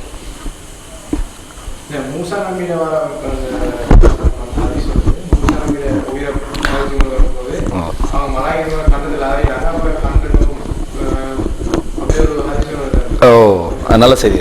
அது சம்பந்தமா இது வரைக்கும் நான் பேசப்படவே இல்லை. ஆனால் இன்ஷா அல்லாஹ் நான் தனியாக ஒரு தலைப்பு பேசினேன். அடுத்த செய்தி அதுதான் இன்ஷா அல்லாஹ். 2 செய்தி 3 தலை பேசிக்கிறேன். அடுத்த செய்தியாக தான் பேசிக்கிறோம். மூசா அலைஹிஸ்ஸலாத்திட்ட வந்து ஒரு மலக்கு வாராரு, உயிர் எடுக்க வாராரு. மூசா அலைஹிஸ்ஸலாம் அரைஞ்சு விடுறாங்க, கண் என்ன செய்து குருடாகுது. ஒரு அல்லாட்ட போறாரு. அப்படி அதை வந்து அப்படி சொல்ற மெத்தட்ல சொல்றாங்க சரியா. அல்லாட்ட போறா, யாரா என்ன நீ இந்த ஆள்கிட்ட போட்டு அனுப்பிக்கிறேன்னு சொல்லி என்னது அனுப்பிக்கிறான்னு சொன்னேன். அல்லாஹ்வுத்தாலா அப்படியா சொன்னா அப்படின்னு சொல்லி அவரு இன்னொரு ஏற்பாடு செஞ்சு கடைசியில போய் அவருக்கு என்னது அப்புறம் மலக்கண்டு தெரிஞ்ச உடனே அவர் உயிரை கைப்பற்றுவதற்கு தயாரானது. அந்த மாதிரி செய்தி ஒன்று வருது. இதுல என்ன கேள்வி அவங்களுடைய எந்த குர்ஆன் வசனத்தோட இது முரண்படுது? முதல்ல எங்கட கேள்வி, இது வரைக்கும் எந்த குர்ஆன் வசனத்தோட முரண்பட்ட மாதிரி அவங்க எது சொன்ன மாதிரி விளங்கல. மலக்குமாறு கண்குருட்டு தன்மை ஏற்படுமா கேட்டிக்கிறான். மலக்கு வந்து என்ன மனுஷன் நிலைமையில ஐப்பாரு அப்படி கேட்டிக்கிறான். மலக்குக்கு அறையலுமா? அதேபோல மூசா அலைஹிஸ்ஸலாம் வந்து அப்ப என்ன உலகத்துல நிரந்த ஒரு நபி தானே, உலகத்தை நிரந்தரமா வாழவா விரும்பினாரு? இதான் அவங்களோட கேள்விகள் உண்டு. நான் என்ன கேட்கிறேன்னு சொன்னால், அவ இன்னொன்று கேட்கிறாங்க, சாதாரணமா மலக்கு வந்து நம்ம அறைவோமா? அதோ ஒரு கேள்வி உண்டு. நான் இப்ப உங்கள்கிட்ட கேட்கிறேன், இப்ராஹிம் அலைஹிஸ்ஸலாத்தை விட்டு ஒரு மலக்கு வராரு. அவர் என்ன செய்யறாரு, ஒட்டனை பேத்த ஆடெல்லாம் அறுத்து வந்து பொறிச்சு கொண்டு வைக்கிறார். நான் கேட்கிறேன், எங்க வீட்டுக்கு மலக்கு வந்து ஆடு பொறிச்சு வைப்போமா? நாங்க குர்ஆன்ல வருது, எங்க வீட்டுக்கு மலக்கு வராரு, நாங்க ஆடு பொறிச்சு வைப்போமா? அந்த அறிவு இப்ராஹிம் அலைஹிஸ்ஸலாத்துக்கு இல்லைன்னு திருப்பி கேட்டா பிடிக்கும்.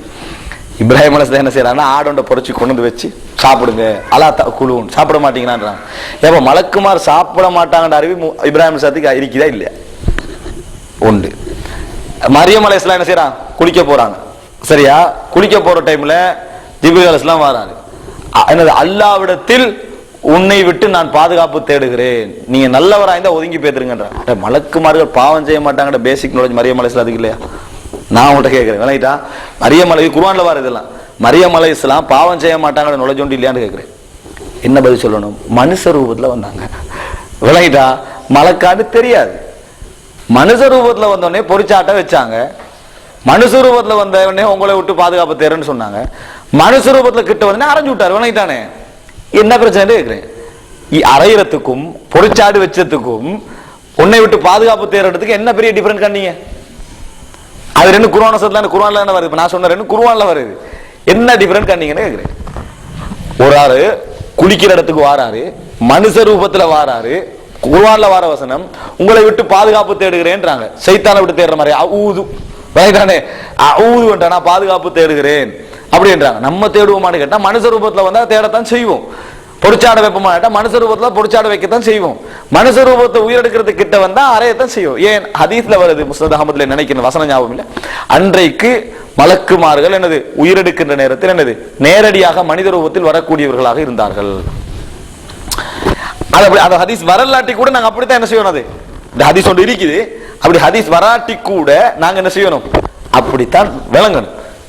இந்த லூத் அலைஹிஸ்ஸலாம் அவர்கிட்ட என்ன செய்யறாங்க, மலக்குமார்கள் வராங்க.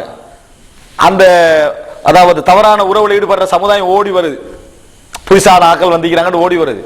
இதை விருந்தாளிகள் அவமானப்படுத்துறாங்கன்றாங்க. என்னப்பா லூத் அலைஹிஸ்ஸலாத்துக்கு இந்த மீட்டர் கூட தெரியாது, மலக்குமார்கள் வந்து பலமான ஆக்கள் அவங்க நெருங்கலான்னு தெரியாதா, மலச்சு ரூபத்துல வந்திக்கிறாங்க, தெரிய வந்தது மலக்கண்டு விளங்கிட்டா. இது 3 குர்ஆன்ல வர விஷயம்.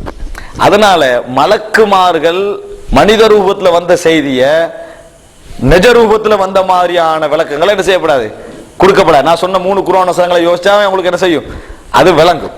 இன்னொரு செய்தி என்னன்னு சொன்னா, இப்ப இது ஒரு முக்கியமான மேட்டர். அடுத்த மலக்குமார்களுக்கு பாதிப்பு ஏற்படுமா அப்படி இப்படியான்னு கேட்கிறாங்க. நான் என்ன கேட்கிறேன்னா, இன்னும் நினைச்சு பாருங்க, எங்களுக்கு நான் படிச்ச ஹதீஸ் நிறைய விஷயம் படிச்சுக்கிறோம். அதுல ஒரு செய்தி என்ன, ஒரு மலக்கு என்ன செய்யறாரு, மொட்டையா வாராரு, இன்னொரு மலக்கு கண் இல்லாதவரா, இன்னொரு மலக்கு இந்த எது வெண்குஷ்டம் பிடிச்சவரா வாராரு. புகார்ல வர செய்தி தானே, வந்து அந்த அதை ஏற்கனவே அருள் செய்யப்பட்டவங்களுக்கு கேட்கிறாங்க, அப்படித்தான் தூரத்துல இருந்து வர. இது புகார்ல வரல அந்த செய்தி. வெண்குஷ்டம் வருமா மலக்குக்கு, மலக்கு வெண்குஷ்டம் வருமானு கேட்கிறேன், மலக்குக்கு மொட்டை வருமானு கேட்கிறேன். எப்படி வழங்கணும், மலக்குமார் போய் சொல்லுவாரா, நான் மொட்டைன்னு சொல்லி, ஏற்கனவே மொட்டை இல்லை அவர் மொட்டை என்றாரு, விளங்கிட்டார். சொல்ல இல்லாது இந்த ஹதீஸும் குர்ஆனுக்கு முறைப்போது நாளைக்கு சொல்லப்படலாம். இப்போ நான் இப்போ சொல்ற செய்தி விளங்கிட்டா, ஆனா இது புகார்ல இப்ப இது வரைக்கும் காப்பாற்றப்பட்டு நிற்கிற செய்தி. அப்ப இந்த நான் என்ன கேட்கிறேன்னு சொன்னால், இந்த மாதிரியான ஒரு செய்தி இது புகாரி முஸ்லீம்ல ஒரு ஆதாரபூர்வமான செய்தி. மலக்குக்கு மொட்டை வருமா, மலக்குக்கு இது வருமானா அப்ப அதுவும் போயிடும். அப்படியே நம்ம என்ன விளங்கணும் இந்த செய்தி எல்லாம், மலக்குமார்கள் மனித ரூபத்துல வந்தால் அதுக்குரிய மாதிரியான செயல்பாடுகள் நடக்கிறதுக்கு எல்லா விதமான சான்ஸும் என்னது இருக்குது. மூசா அலைஹிஸ்ஸலாத்து கிட்ட வர அரைஞ்சா, இப்ப அதுல என்ன இருக்கிறாங்க, அரைஞ்சாருன்னு செய்தி வருது. அரைகிறது ஹராமா, மனுஷனுக்கு ஒருத்தர் நம்மளுக்கு கிட்ட நெருங்கி வர அரைகிற ஹராமா, என்ன அது என்ன மேட்டர், எந்த குர்ஆன் வசனத்துல அரைகிறது முரண்படுது, எப்படி ஓ மனுஷனுக்கு அரைஞ்சது, நீங்க மலக்கு அரைஞ்சன்னு யோசிக்க வேணும். அப்பதான் உங்களோட கேள்வியில நியாயம் இருக்கு. விளங்கிட்டானே, மலக்கு உயிரெடுக்க வரக்குள்ள அரைஞ்சா நீங்க எதுக்காக நியாயம் அரைஞ்சா நியாயம் இருக்குது. நான் சொல்ற வந்தது மனுஷன், அதுல இருந்து யோசிங்க, அதான் ஆடு வச்சது, அதனால பாதுகாப்பு தெரிஞ்சது. அந்த மெட்டர்ல இருந்து யோசிக்க, ஒரு மலக்கு உயிரெடுக்க வந்த டைம்ல அரைஞ்சன்னு சொன்னா நீங்க கேட்கிற கேள்வி எல்லாம் நியாயம். நான் வந்தது மனுஷன், விளங்கிட்டா, மனுஷனுக்கு அரைஞ்சாரு. மூசா அலைஹிஸ்ஸலாம் தெரியா பாரு, இந்த ஹதீஸ் நல்ல முறையில் விளங்கலாம். அவர் அல்லாட்ட போறாரு, மரணத்தை விரும்பாத ஒரு அடியான்ட்டு அனுப்பிக்கிறார். 2ஆம் முறை அவர் வாராரு, அப்பதான் மூசா அலைஹிஸ்ஸலாத்துக்கு விளங்குது வந்தது மலக்கு. அதுக்கப்புறம் சொல்றாரு, உயிரை நான் இப்பயே கொடுக்க தயார், உயிரை இப்பயே கொடுக்க தயார்ன்றாரு. அழகா அந்த ஹதீஸ்லயே நல்லா முடியுதே, அந்த ஹதீஸ்லயே நல்லா முடியுது அந்த ஹதீஸ். இப்ப அடுத்த செகண்ட் நான் உயிரை கொடுக்க தயார் என்று மூசா அலைஹிஸ்ஸலாம் சொல்றாரு. அவருக்கு டைம் கொடுக்கப்படுது, உங்களுக்கு மௌத்து விருப்பமாக இருந்தா இவ்வளவு காலம் என்னது வாழலாம் என்று உரோமங்களை வச்சு என்ன செய்யுது, அவருக்கு சான்ஸ் கொடு, உரோமங்களுடைய வருடம் அளவுக்கு உங்களுக்கு வாழலாம் சான்ஸ் கொடுக்கப்படுது. அதுக்கப்புறம் என்ன கேட்கிறார் மூசா அலைஹிஸ்ஸலாம், அதுக்கப்புறம் மௌத்து தான், நான் இப்பயே மௌத்தாகிறேன். அதுக்கு என்ன கேட்கிறாங்க, ஒரு நபி வந்து நிரந்தரமா வாழ விரும்புவாரா, அவர் நிறைய வாழ்க்கைக்கு ஆசைப்படுவாரா? நான் கேட்கிறேன், சொர்க்கத்துல சைத்தான் தூண்டுறான், இந்த மரத்தை நெருங்கி சாப்பிடு அப்படின்றான். ஆதம் அலைஹிஸ்ஸலாம் ஏன் சாப்பிட்டார் தெரியுமா, மானஹா குமார் ரப்பு குமா அன்ஹாதிஹி ஷஜரத்தி இல்லா அன் தகூனா மலக்கைனி அவ் தகூனா மினல் ஹாலிதீன். அல்லாஹ் தடுத்ததெல்லாம் நீங்க மலக்காயிருவீங்கன்னா தடுத்தாங்க, அல்லது சொர்க்கத்திலேயே நிரந்தரமா ஈந்திருவீங்க, மௌத்தாகவே மாட்டீங்க, அதுக்கு தான் தடுத்தாங்கன்னா. அப்ப ஆதம் அலைஹிஸ்ஸலாம் சாப்பிட்டார். ஆதம் அலைஹிஸ்ஸலாம் நிரந்தரமான வாழ்க்கையை விரும்பினாரா? அவ்வளவு கன்ஃபார்மா இது சைத்தான் விளங்கி, இப்லீஸ் என்று விளங்கி, சுஜூது செய்ய மறுத்ததை கண்ணால கண்டு அல்லாஹ் அட்வைஸ் பண்ண பிறகு நிரந்தரமா வாழ்றதுக்காக போட்டு திண்டாரா இல்லையா? அப்ப இது குர்ஆன் எதை வச்சு இல்ல நாம லைவ் பார்க்க போறோம். இப்ப கேட்கிறேன், விளங்கிட்டா, அது குர்ஆன்ல வர சொல்லி அது என்ன விளக்கம் என்றால் ஒரு விளக்கம் சொல்லி விட்டுருப்பேன், விளங்கிட்டா. அப்ப அதனால இது எந்த வகையிலும் எந்த விஷயத்தோட என்ன செய்யல, அது முரண்படவே இல்லை. என்ன இதுல என்ன பிரச்சனை, மூசா அலைஹிஸ்ஸலாம் என்ன பிரச்சனை அல்லாஹ் தான் அறிவான், எனக்கு என்ன அதுல விளங்கவே இல்லை. அதனாலதான் இந்த ஹதீஸ் என்ன செஞ்சாங்க, எல்லா அறிஞர்களும் ஆதாரபூர்வமான செய்தின்னு பதிஞ்சிட்டு வந்தாங்க. இதுல எந்த முரணும் காணல. ஆனா புதுசா அதுக்கு ஒரு தோற்றத்தை ஏற்படுத்தி, மலக்கு பாத்தீங்களா அப்படி செய்வாரா இப்படி செய்வாரா, மலக்குன்னா நாங்க கூட அறைவோமா, நாங்க கூட சாப்பாடு வைப்போமா, நான் கேட்கிறேன், நாங்க கூட வந்து அவுது பில்லாஹி மின்கேன் பாதுகாப்பு தேடுவோமா, நாங்க கூட லூத் அலைஹிஸ்ஸலாம் பயந்த மாதிரி பயப்படுவோமா? இதுதான் எங்கட கேள்வி. மலக்கு மனுஷ ரூபத்துல வந்து அப்படித்தான் நினைப்போம், இல்லாட்டி இல்ல. அல்லாஹு அலம். இது மூசா அலைஹிஸ்ஸலாம் சம்பந்தமா. ஆனா இதை இன்ஷா அல்லாஹ் கொஞ்சம் விரிவா நான் முழுமையாக அதை எடுக்க இருக்கிறேன் இன்ஷா அல்லாஹ். அதே மாதிரி புகாரில் ஒரு ஹதீஸ் வருது, ரசூலுல்லாஹ்வோட இந்த சலியத்துகள் எல்லாம் சஹாபாக்கள் தங்கள் மீதுகளை பூசிக்கிறாங்களா, இனி பிஎஸ் அறிவு போறது இல்லை அப்படின்னு ஒரு கருத்து. இப்ப பேசிக் ஒரு குர்ஆன், இந்த குர்ஆன் வசனத்துக்கு ஒரு குர்ஆன் வசனத்துக்கு ஒரு ஹதீஸ் முரண்பட்டால் அது லைஃப் ஆனது அப்படி என்பதுக்கு ஹதீஸ் கிளை விதிக்கிறேன். எனவே நான் கேட்கிறேன், இது எந்த குர்ஆன் வசனத்துக்கு முரண், இந்த மெட்டர் வந்து எந்த குர்ஆன் வசனத்துக்கு முரண், எந்த குர்ஆன் வசனத்துக்கும் என்னது இது முரண் இல்லை. நபித்தோழர்கள் ரசூல் ஸல்லல்லாஹு அலைஹி வஸல்லம் அவருடைய எச்சில், ரசூல் ஸல்லல்லாஹு அலைஹி வஸல்லம் அவருடைய சளி, ரசூல் ஸல்லல்லாஹு அலைஹி வஸல்லம் அவருடைய உழுவெடுத்து எஞ்சிய நீர், ரசூல் ஸல்லல்லாஹு அலைஹி வஸல்லம் வேர்வை, இவைகளை புனிதமாக கருதினதாக புகாரில முஸ்லிம்ல ஏராளமான செய்திகள் என்ன செய்து வருது. அதுல உடம்புல தேய்ச்சிக்கிறாங்கன்னு வருது. உடம்புல குறிப்பாக இது நடந்தது வந்து ஹுதைபியா உடன்படிக்கிற நேரத்தில், குறிப்பாக அதெல்லாம் உருவத்தி இப்னு மஸ்ஊத் ஸகஃபி அதை பார்க்கிறாரு. இப்படி பார்த்துக்கிட்டே நேரடியா ரசூல் ஸல்லல்லாஹு எச்சில் துப்பினா எடுத்து தேய்ச்சிக்கிறாங்க, உழுவெடுத்தா தண்ணி என்ன செய்யறாங்க. உருவத்தி இப்னு மஸ்ஊத் ஸகஃபி போறாரு. நிறைய பேரை நான் அந்த சமுதாயத்தில் பார்த்துக்கிறேன், நபியை நபியுடைய தோழர்கள் கண்ணியப்படுத்துற மாதிரி உலகத்துல நான் பார்த்ததே இல்லைன்றான். இன்னொரு ரசூல் ஸல்லல்லாஹு அவங்கள பார்த்து சொல்றாங்க, இதை விட சிறந்த ஒன்றை நான் உங்களுக்கு சொல்லி தரட்டுமா? நபி தோழர்கள் பார்த்து சொல்றாங்க, இப்ப நீங்க செய்றீங்களே இதை விட சிறந்த ஒரு வேலையை உங்களுக்கு சொல்லி தரட்டுமா? அல்லாஹ்வுடைய தூதரையும் பின்பற்றுங்கள். இதை விட ஹைர் என்ன தெரியுமா? நீங்க இப்படி செஞ்ச உடனே பாசம் அர்த்தம் அல்ல, இதை விட சிறந்தது வந்து பின்பற்றத்துல கரெக்டா என்ன செய்யுது இருக்கிறேன்னு சொன்னாங்கன்னு செய்தி வருது. ஆனா இந்த செய்தியும் வருது. இந்த செய்தியில எங்களுக்கு என்ன விளங்குது? ரசூல் ஸல்லல்லாஹு அலைஹி வஸல்லம் அவர்களுடைய வேர்வையில் ஒரு வாசம் வரக்கூடியதாக இருந்தது. வேறு ரசூலுல்லாஹ்வோட வேர்வையில வாசம் வரக்கூடியதாக இருந்த இடத்துல எங்களுக்கு என்ன அதை ஏத்துக்கிறது என்ன பிரச்சனை இல்ல? அவர் வந்து ஒரு மனிதராகத்தான் இருந்தார். அப்ப நான் கேட்கிறேன், நபிமார்களுக்கு வந்து உழுவு முடியாதுன்னு சொல்றோமா இல்லையா? தூக்கத்துல அந்த ஹதீஸ்ல என்ன வருது? அவருடைய கண்கள் தூங்கும், உள்ளம் தூங்காது. அவர் மனுஷரா இல்லையான்னு கேட்கிறேன். கண் தூங்கினா உள்ளம் தூங்காம எப்படி பாரு சொல்லலாது. இந்த ஹதீஸும் என்னது நாளைக்கு குர்ஆனுக்கு முரண்படுது போகலாம், நம்மளால முடிஞ்சதை வச்சுட்டு போறோம். இப்ப சரியா? நான் இப்ப ஹதீஸ் சொல்லித்தான் நான் பேசணும், நான் அவங்க தட்டு வாங்குறதுக்காக நான் இல்லாம போயிட்டு இருக்கல என்றால் நான் முடிக்கிறேன். நாளைக்கு அதுக்கு சொன்னா அடுத்த விளக்கம் சொல்லலாம், இன்னொரு ஹதீஸை நம்ம தேடலாம் அதுக்காக வேண்டி. இதுல வருது என்னன்னு சொன்னால், அதாவது அவருடைய உள்ளம் தூங்கும், என்ன செய்யாது? கண்கள் தூங்கும், உள்ளம் தூங்காது. மனுஷனுக்கு கண்கள் தூங்கி உள்ளம் தூங்காம இருக்குமா? ரசூல் ஸல்லல்லாஹு அலைஹி வஸல்லம் தூங்கினாலும் ஒழுவெடுக்க தேவையில்லை. என்ன செய்யுது? நபிமார்களுடைய தூக்கம் பிரச்சனை இல்லைண்டு. தூக்கத்துல காண்றது நான் கேட்கிறேன், எப்படி வகை அமையும்? மனுஷன் கனவு கண்டா பொய்யெல்லாம் கனவு காணுவான்.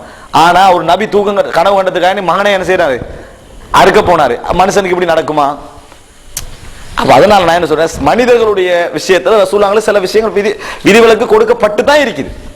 அந்த விதிவிலக்கு கொடுக்கப்பட்டதுல ரசூலுல்லாஹ் வியர்வை புனி அந்த என்னது நறுமணம் வீசியது. ஆனா எங்கே ரசூலுல்லாஹ் சொல்லல வியர்வை எடுத்து பூசிக்கங்க, அப்படி சொல்லல.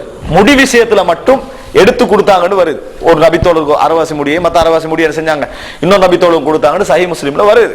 ரசூலுல்லாஹ்வோட மேனியில் ஒரு பரக்கத்து இருந்தது. ரசூல் ஸல்லல்லாஹு அலைஹி வஸல்லமோட என்னது அத பரக்கத்தின் காரணமாகத்தான் ரசூலுல்லாஹ்வோட புள்ளகளை கொண்டு போனாங்க. ரசூலுல்லாஹ் பெயர் வைக்கணும்னு என்ன செஞ்சாங்க?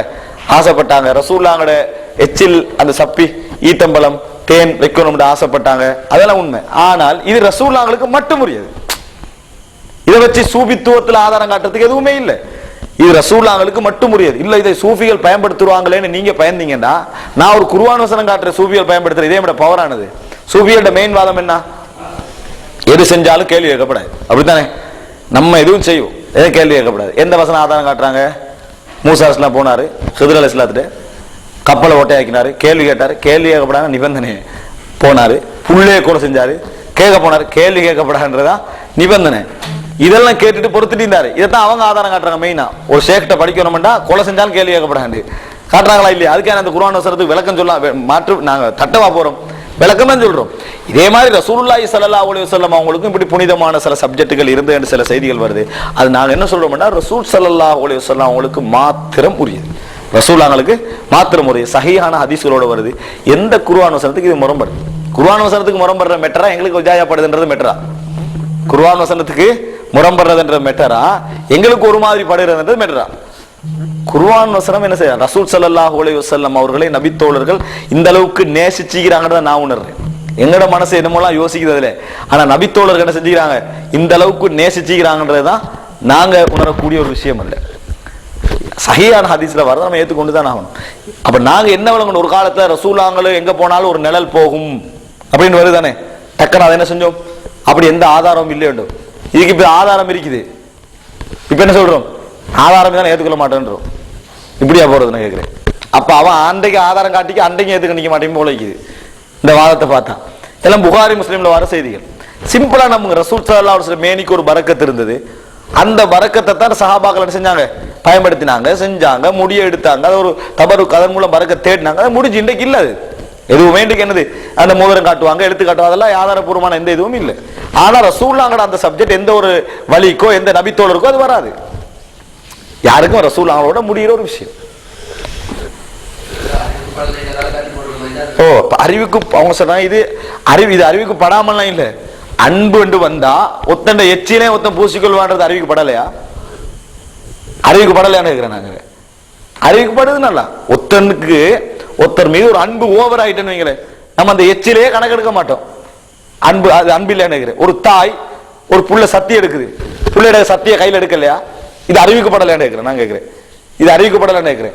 நல்ல குழந்தைகளை நாங்களே சில டைம்ல வாப்பமார்களை கை வைக்காத வாக்களிக்கிறான், வேறொருத்த வந்து கையை வைப்பான் புள்ள சத்தியம் எடுக்க போல காணலையா? நீங்க நான் ஏது அறிவிக்கப்படலை, சத்தியை கையில் எடுப்பது அறிவிக்கப்படவில்லை என்ன சொல்லுவீங்க? விளையாடானே ஒரு வாப்பா தந்த புள்ளையோட சத்தியை கையால் பிடித்தார், ஏத்துக்கொள்ள மாட்டேன். ஏன் அறிவிக்கப்படவில்லை? எப்படி அறிவிக்கப்படலன்னு கேட்கிறேன். சாத்தியம் இல்லையா? அறிவிக்கப்படலைன்னா வரை விளக்கணும் என்ன? அறிவிக்கப்படலைன்னா என்ன வரை விளக்கணும்? உலகத்துல நடக்காதுன்னு தான் சொல்லணும். நடக்கலையா? அது நடக்குது, விளங்கிட்டா. ஏன் ஒரு தாய் வந்து எச்சில பிடிக்க மாட்டாதா மகண்ட? ஏன் டாக்டர் பிடிக்க மாட்டா? கண்டில்லையா நீங்க? ஒரு டாக்டரை கண்டில்லையா நீங்க? என்ன ஒரு பேஷண்டோட மலத்தை வந்து டாக்டர் பிடிக்கிறத காணலையா? அதெல்லாம் அனுதாபத்துல பிடிக்க ஒரு விளக்கம் சொல்லி எந்த லாபத்திலேயாவது சரி பிடிக்கிறானா இல்லையான்னு கேட்கிறேன். அன்பு காரணமாயிருக்கும், அனுதாபம் காரணமாயிருக்கும். ரசூலுல்லாஹ் மீது நபித்தோழர்களுக்கு ஏற்பட்ட அளப்பரிய பற்று ஒப்பிடுவீங்களா? நாங்க அந்த அளப்பரிய பற்று நம்ம அந்த லெவல்ல இருக்கிறோமா? இல்ல. அப்ப நாங்க என்ன சொல்றோம்டா, இந்த பற்று, இந்த அன்பு, இந்த பாசங்கள் அவங்களுக்கு காரணமா இருந்திக்கலாம். இன்னொன்று என்னண்டா, அதுதான் பிரச்சனை. இப்ப நாங்க ஒரு புள்ளைய வாங்கி எடுக்கிறாங்க, அந்த புள்ள நாங்க பிடிக்கிற பிரச்சனை இல்ல, அது ரசூலுல்லாஹ் ஆமதிச்சாங்களா? அந்த ரசூலுல்லாஹ் பாத்துட்டு இருந்தாங்க, ரசூலுல்லாஹோட கண் முன்னால நடக்குது எவ்வளவு. அதுதான் பிரச்சனை. தீமை ஒன்றில்ல. நான் கேட்கிறேன், அதுல மார்க்கத்துல ஹராமடா ரசூலுல்லாஹ் தடுத்திப்பாங்களா இல்லையா? எங்கட கேள்வி அதுதான். இதுல என்ன பிழைக்குன்னு கேட்கிறேன். எந்த குர்ஆன் வசனத்துக்கு முரண் மார்க்கத்துல இது ஹராமா? இதுல என்ன எப்படி ஹராம் பண்றீங்க? என்ன அடிப்படையில் இது ஹராம்? எதுக்கு எந்த பதில் இல்லை? இதுக்கு விளங்கிட்டா? நீங்க யார் என்ன கேட்டாலும் சரி, எந்த குர்ஆன் வசனத்துக்கு முரண் ஒரே ஒரு பதில் சொல்லலாம். இஸ்லாம் அறிவுபூர்வமான மார்க்கம், சட்டம் போடலாம், அவ்வளவுதான். விளங்கிட்டானே? அறிவுபூர்வமான மார்க்கத்தில் இந்த மாதிரி எதுவும் கேள்வி தான் கேட்கிறேன். இப்ப நான் கேட்டேன் இது பிடிக்கிற என்ன பிரச்சனை கேள்வி. அறிவுபூர்வமான மார்க்கம் நாங்க கேள்வி கேட்டோம். இப்ப நீங்க விளங்குற அறிவுபூர்வமான மார்க்கம் உங்களோட அறிவுக்கு ஏற்ற மாதிரி மார்க்கம் அல்ல. விளங்கிட்டான்? இஸ்லாம் அறிவுபூர்வமான மார்க்கம் தான். நீங்க எப்படி நினைக்கிறீங்களோ அதுக்கேற்ற மாதிரி அறிவுபூர்வமான மார்க்கம் இல்லை. நீங்க மடத்தனமான ஆளா யோசிப்பீங்க, அதுக்கேற்ற மாதிரி இஸ்லாம் திரும்பி வரணும்னு கேட்கிறேன். அறிவு என்பது நல்ல இதாகி ஒரு ஆள் ஒரு மெத்தட்ல படிச்சுப்பாரு, அவருக்கு விளங்குற மாதிரி இஸ்லாத்தை கொண்டு போய் சேர்க்கல. அது அதனால நான் நினைக்கிற சஹாபாக்கள் இப்படி எடுக்கிற டைம்ல முடிய பிச்சு கொடுத்தாங்க, முடிய ரசூலுல்லாஹ் வலிச்சு கொடுத்தாங்கன்னு வருது முஸ்லீம்ல. அப்ப ரசூலுல்லாஹ் கொடுத்திக்கிறாங்க. நான் என்ன சொல்றேன், ரசூலுல்லாஹோட முடி மத்தவங்களோட முடியை விட வித்தியாசமானது, அது ஒரு பரக்கத்திக்குன்னு சொல்றேன்.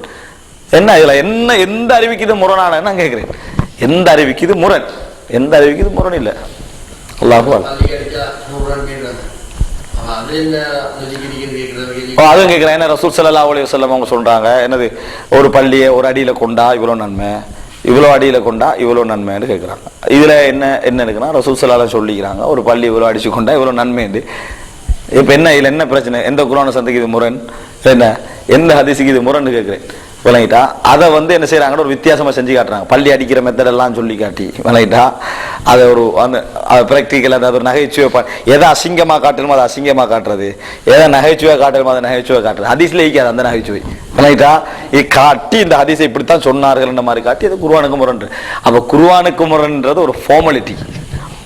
இவ்வளவு குர்ஆனுக்கு முரண் சொன்னாங்க தானே. இந்த ஹதீஸ்கள் எல்லாம் குர்ஆனுக்கு முரண் எந்த அறிஞர் லைஃப் ஆகிக்கிறாங்க? இந்த ஹதீஸ்ல இப்ப சொல்லப்பட்ட ஹதீஸ்களை குர்ஆனுக்கு முரண் எந்த ஒரு அறிஞர் லைஃப் ஆகிக்கிறாங்க? காட்ட முடியுமா? காட்டுவாங்க. உமர் எல்லாம் மறுத்திருக்கிறார்கள். இந்த ஹதீஸ் எதுவும் அதுல இல்ல, மறுக்கவே இல்லை. அதுக்குரிய விளக்கம் எல்லாம் இருக்கு. விளங்கிட்டா? நாங்க இந்த எப்படி யார் மறுத்திக்கிறாங்க இந்த மாதிரி இந்த ஹதீஸ்களை? எதுவுமே இல்லை. ஒரு பள்ளி ஒரு அடியில கொண்டா இவ்வளவு நன்மை, இந்த இவ்வளவு கொண்டா இவ்வளவு நன்மைன்னு வருது. அதுக்கு அது அறிவுக்கு பொருந்தவில்லை. அப்ப என்ன பிரச்சனைடா? அறிவுக்கு பொருந்தவில்லை தான் பிரச்சனை. நான் கேட்கிறேன், ஒரு அடியில கொண்டா 100 நன்மை, 2 அடியில கொண்டா 80 நன்மை என்றது எந்த வகையில் அறிவுக்கு பொருந்தலைன்னு சொல்லுங்க.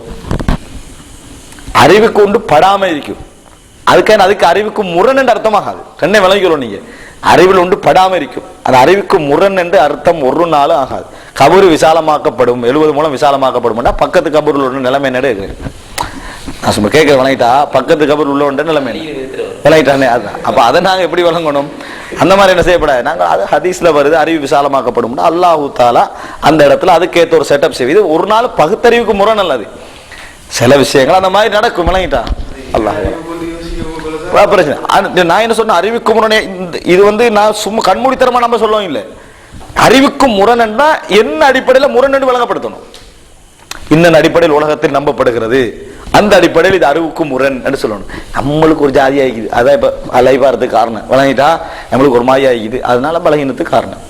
எனக்குன்னா அந்த ஹதீஸ்ல எந்த வகையில ஒரு மாதிரி இல்லை. நான் அழகா மொழிபெயர்ப்பேன் அந்த ஹதீஸை.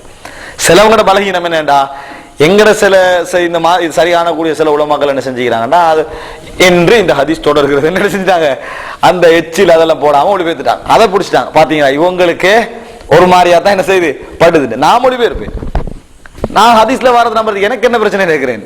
ஹதீஸ்ல வருது, புகாரில ஆதாரபூர்வமா இருக்குது, நான் நம்பிட்டு போறேன். நான் சொல்றேன், மக்கால வைக்கிற ஒருவர் மக்காவுடைய பள்ளி வாயில முன் துண்டெல்லாம் உடைக்கப்பட்டு இப்ப புதுசா கட்டப்பட்டிருக்கிறேன்னு ஒரு ஆள் போன்ல சொல்றாரு, சட்டார்னு நம்புறோம். அதே விட நம்பிக்கை எனக்கு அந்த ஹதீஸ். ஒரு ஆள் போன்ல சொல்லி பார்த்த சொன்னத அவர்ல வச்ச நம்பிக்கையால ஊர் ஃபுல்லா சொல்றோம், முன்கெல்லாம் உடைக்கப்பட்டு விஸ்தரிப்பாமே அவர் பைத்தியம், அவர் நல்ல நம்பிக்கையானாலப்பா சொல்றோமா இல்லையா?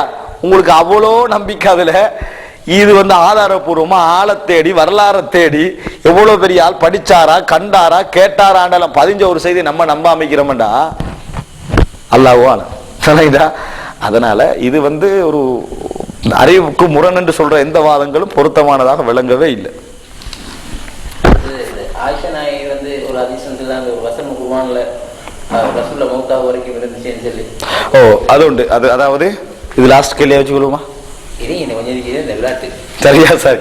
அடுத்தது என்னது, அதாவது ஆயிஷா ரலியல்லாஹு அன்ஹா, ஆயிஷா ரலியல்லாஹு அன்ஹா சொல்றாங்க என்ன, குர்ஆனிலே 10 மிடர், நீங்க கேட்டிருப்பீங்கன்னு நினைக்கிறேன், 10 மிடர் பால் அருந்தினால் மகரமாகும் என்கின்ற ஒரு குர்ஆன் வசனம் இருந்தது. அது 5 மிடர் பால் அருந்தினால் மகரமாகும் என்ற வசனத்தின் மூலம் மாற்றப்பட்டது. அவைகள் குர்ஆனில் ஓதப்பட்டு கொண்டிருக்கின்ற நிலையில் ரசூலுல்லாஹி ஸல்லல்லாஹு அலைஹி வஸல்லம் மரணித்தார்கள். பாத்தீங்களா, இந்த வசனம் குர்ஆன் இன்றைக்கு இருக்குதா? இன்றைக்கு இல்லை. எனவே இந்த ஹதீஸ் குர்ஆன்ல ஒரு பொய் சொல்ற ஹதீஸ், இது குர்ஆன்ல ஒரு இட்டுக்கற்ற செய்தி. எனவே இந்த ஹதீஸ் என்ன செஞ்சிடணும், நாங்க பெருத்துறோம். நான் சிம்பிளா யோசிங்க, இது பெரிய ஆய்வு விஷயத்தையில தானே, இது பெரிய ஆய்வு விஷயத்தையில குர்ஆன்ல இந்த வசனம் இல்லைன்றது உங்களுக்கே தெரியும், எனக்கு தெரியும், இமாம் முஸ்லிமுக்கும் தெரியுமா தெரியாதா? தெரியும். இதை பதிவு செஞ்ச எல்லா அறிஞருக்கு தெரியும் இந்த வசனம் குர்ஆன்ல இல்லைன்னு. ஏன் போட்டாங்கன்னு நினைச்சா நீங்க விளங்கணும் என்ன தெரியுமா, நாங்க ஏதோ ஒன்று தவறா விளங்கிக்கிறோம் இந்த ஹதீஸ்ல, அவங்க ஏதோ ஒன்று சரியா விளங்கிக்கிறாங்க. அதனாலதான் தைரியமா இந்த ஹதீஸை போட்டாங்க. இப்ப நான் உங்கள்கிட்ட கேட்கிறேன், ஒரு குர்ஆனை பத்தி நம்மளுக்கு மேக்சிமமா தெரிஞ்ச என்ன, மொழிபெயர்ப்பு தெரிஞ்சிக்கும், இக்ரா பிஸ்மி ரப்பிக் கலதி பெஸ்டா இறங்கிச்சுன்னு தெரிஞ்சிக்கும். இதை தவிர மேலதிகமா குர்ஆனை பத்தி நம்ம எதையா படிச்சுக்கிறோமா? பெரிய அடிப்படைகள் வரலாறுகள் அப்படி இப்படின்னு குர்ஆன் ஒன்றும் படிக்கல. படிக்காமலே நம்ம மறுக்கிறதுக்கு என்ன செய்யறோம், ஒரு செய்தியை மறுக்கிறதுக்கு ஆரம்பிக்கிறோம். தொகுக்கப்பட்ட முறையெல்லாம் எங்களுக்கு 2 புத்தகங்களை வாசிச்சதை விரிவாவே நம்ம படிக்க சொல்லுங்க. அவங்கள்ட்ட இருந்து பிரதி தானே குர்ஆன் பிரதி தானே ஆயிஷா அதுல இப்ப சஹாபாக்கள் மனப்பாடம் வச்சு பண்ணிட்டு அந்த குர்ஆன் வசனத்தை மனப்பாடம் வச்சிருந்தாங்க. அப்ப அந்த குர்ஆனை தொகுக்க போகல அவங்க செஞ்சுக்க மாட்டாங்களா, இதுவும் இருக்கி இதே போடுங்க என்று அப்படி ஒரு விமர்சனம் இது ஒன்றும் வரலையா? நான் இன்ஷால்லா இந்த பதில சொல்லி முடிக்கும் வரைக்கும் நீ வெயிட் பண்ணீங்க, இதெல்லாம் உங்களுக்கு கிடைச்சி நான் சொல்லுவேன். நான் ஃபர்ஸ்ட் கட்டம் தான் சொல்லிட்டு இருக்கிறேன், நான் ஒவ்வொரு கட்டமா சொல்லி உங்களுக்கு கடைசியில விளங்கிறேன். இந்த கேள்வி நம்ம கடைசியில உங்களுக்கு பதில் கிடைக்கும். நீங்க சொல்றது உண்மை, அந்த டைம்ல அவங்க கேட்டிக்கணுமா இல்லையா? கேட்கல, அதுதான் அதிகமா முஸ்லீம் அதை பதிவு செஞ்சதுக்கே காரணம். சரியா, நான் அதை உங்களுக்கு வழங்கப்படுத்துறேன். அதுக்கு பிறகு என்னது, அப்ப இது சிம்பிளா நம்ம இப்ப நான் உங்களுக்கு சொல்றேன், குர்ஆன்ல வருது தொழுகையின் பொழுது நீங்க என்ன செய்ய வேண்டாம், சாராயம் அருந்த வேண்டாம், அப்படித்தானே? வலா தக்ரபு ஸலாத்த வஅன்தும் சுகாரா, போதையுடையவர்களாக தொழுகை நெருங்க வேண்டாம். அப்ப தொழுகை எல்லா டைம்ல நம்ம சாராயம் குடிக்கலாமா இல்லையா? நான் உங்கள்கிட்ட கேட்கிறேன், பிராக்டிகலா தொழுகை குர்ஆன் சொல்லுது தொழுகை டேர் எல்லா டைம்ல சாராயம் குடிக்கலாம்னு சொல்லுதா இல்லையான்னு கேட்கிறேன். நீங்க அதை ஏத்துக்கிறீங்களா? தொழுகை எல்லா இந்த வசனத்தை வச்சு தொழுகை எல்லா டைம்ல சாராயம் குடிக்கலாம்ன்றாரு, நீங்க ஏத்துக்கொள்வீங்களா? ஏத்துக்கொள்ள மாட்டீங்க. ஏன் குர்ஆன் வசனம் சொல்லுது, டக்குன்னு உங்களுக்கு ஒரு அடிப்படை மனசுல பதிஞ்சு என்ன ஆகுதுமா, டெஸ்ட்டுக்கு இப்படிதான் இருந்துச்சு, அதுக்கு பிறகு இன்னொரு குர்ஆன் வசனத்தின் மூலம் தடை செய்யப்பட்டுச்சு, சாராயம் முழுமையா தடை செய்யப்பட்டுச்சு. இதனாலதான் தொழுகையின் போது அருந்தலாம், அருந்தவே கூடாத நீங்க முரண்பாடா பார்க்கல, அப்படித்தானே? அருந்தலாம் இடத்தையும் அருந்தவே கூடாததையும் நீங்க முரண்பாடா தானே பார்த்திக்கணும். ஆனா நீங்க முரண்பாடா பார்க்கல தானே? ஏன் பார்க்கல சொல்லுவோம், உங்களுக்கு ஒரு அடிப்படை பதியப்பட்டிருக்கு, மாற்றப்பட்டது மாற்றியது. அந்த அடிப்படை இருந்தோன்னே நீங்க என்ன செய்யல, முரண்பாடா பார்க்கல. நான் இப்ப ஒரு அடிப்படை உங்களுக்கு சொன்ன, நீங்க முரண்பாடா பார்க்க மாட்டீங்க. அடிப்படை நம்மளுக்கு இல்லாதனாலதான் முரண்பாடா பார்க்கறோம். சட்டப்படி நீங்க முரண்பாடா பார்த்திக்கணும். இது என்னடா அருந்தாதேன்னு சொல்லுது, அருந்து என்று சொல்லுது, விளங்கிட்டா அருந்தலாம்னு சொல்லுது. முரண்பாடா பாக்குறீங்களா? இல்ல, அது காரணம் அதுதான். நாங்க வந்து ஒரு அடிப்படையை சரியா வழங்கிட்டோம்னா முரண்பாடா பார்க்க மாட்டோம். ஆனா இதுவும் பிழைன்றாங்க சிலவங்க. மாற்றப்பட்டது மாற்றியதெல்லாம் குர்ஆன் இல்லைன்னு மௌலானா மௌதூதி சொல்றாரு.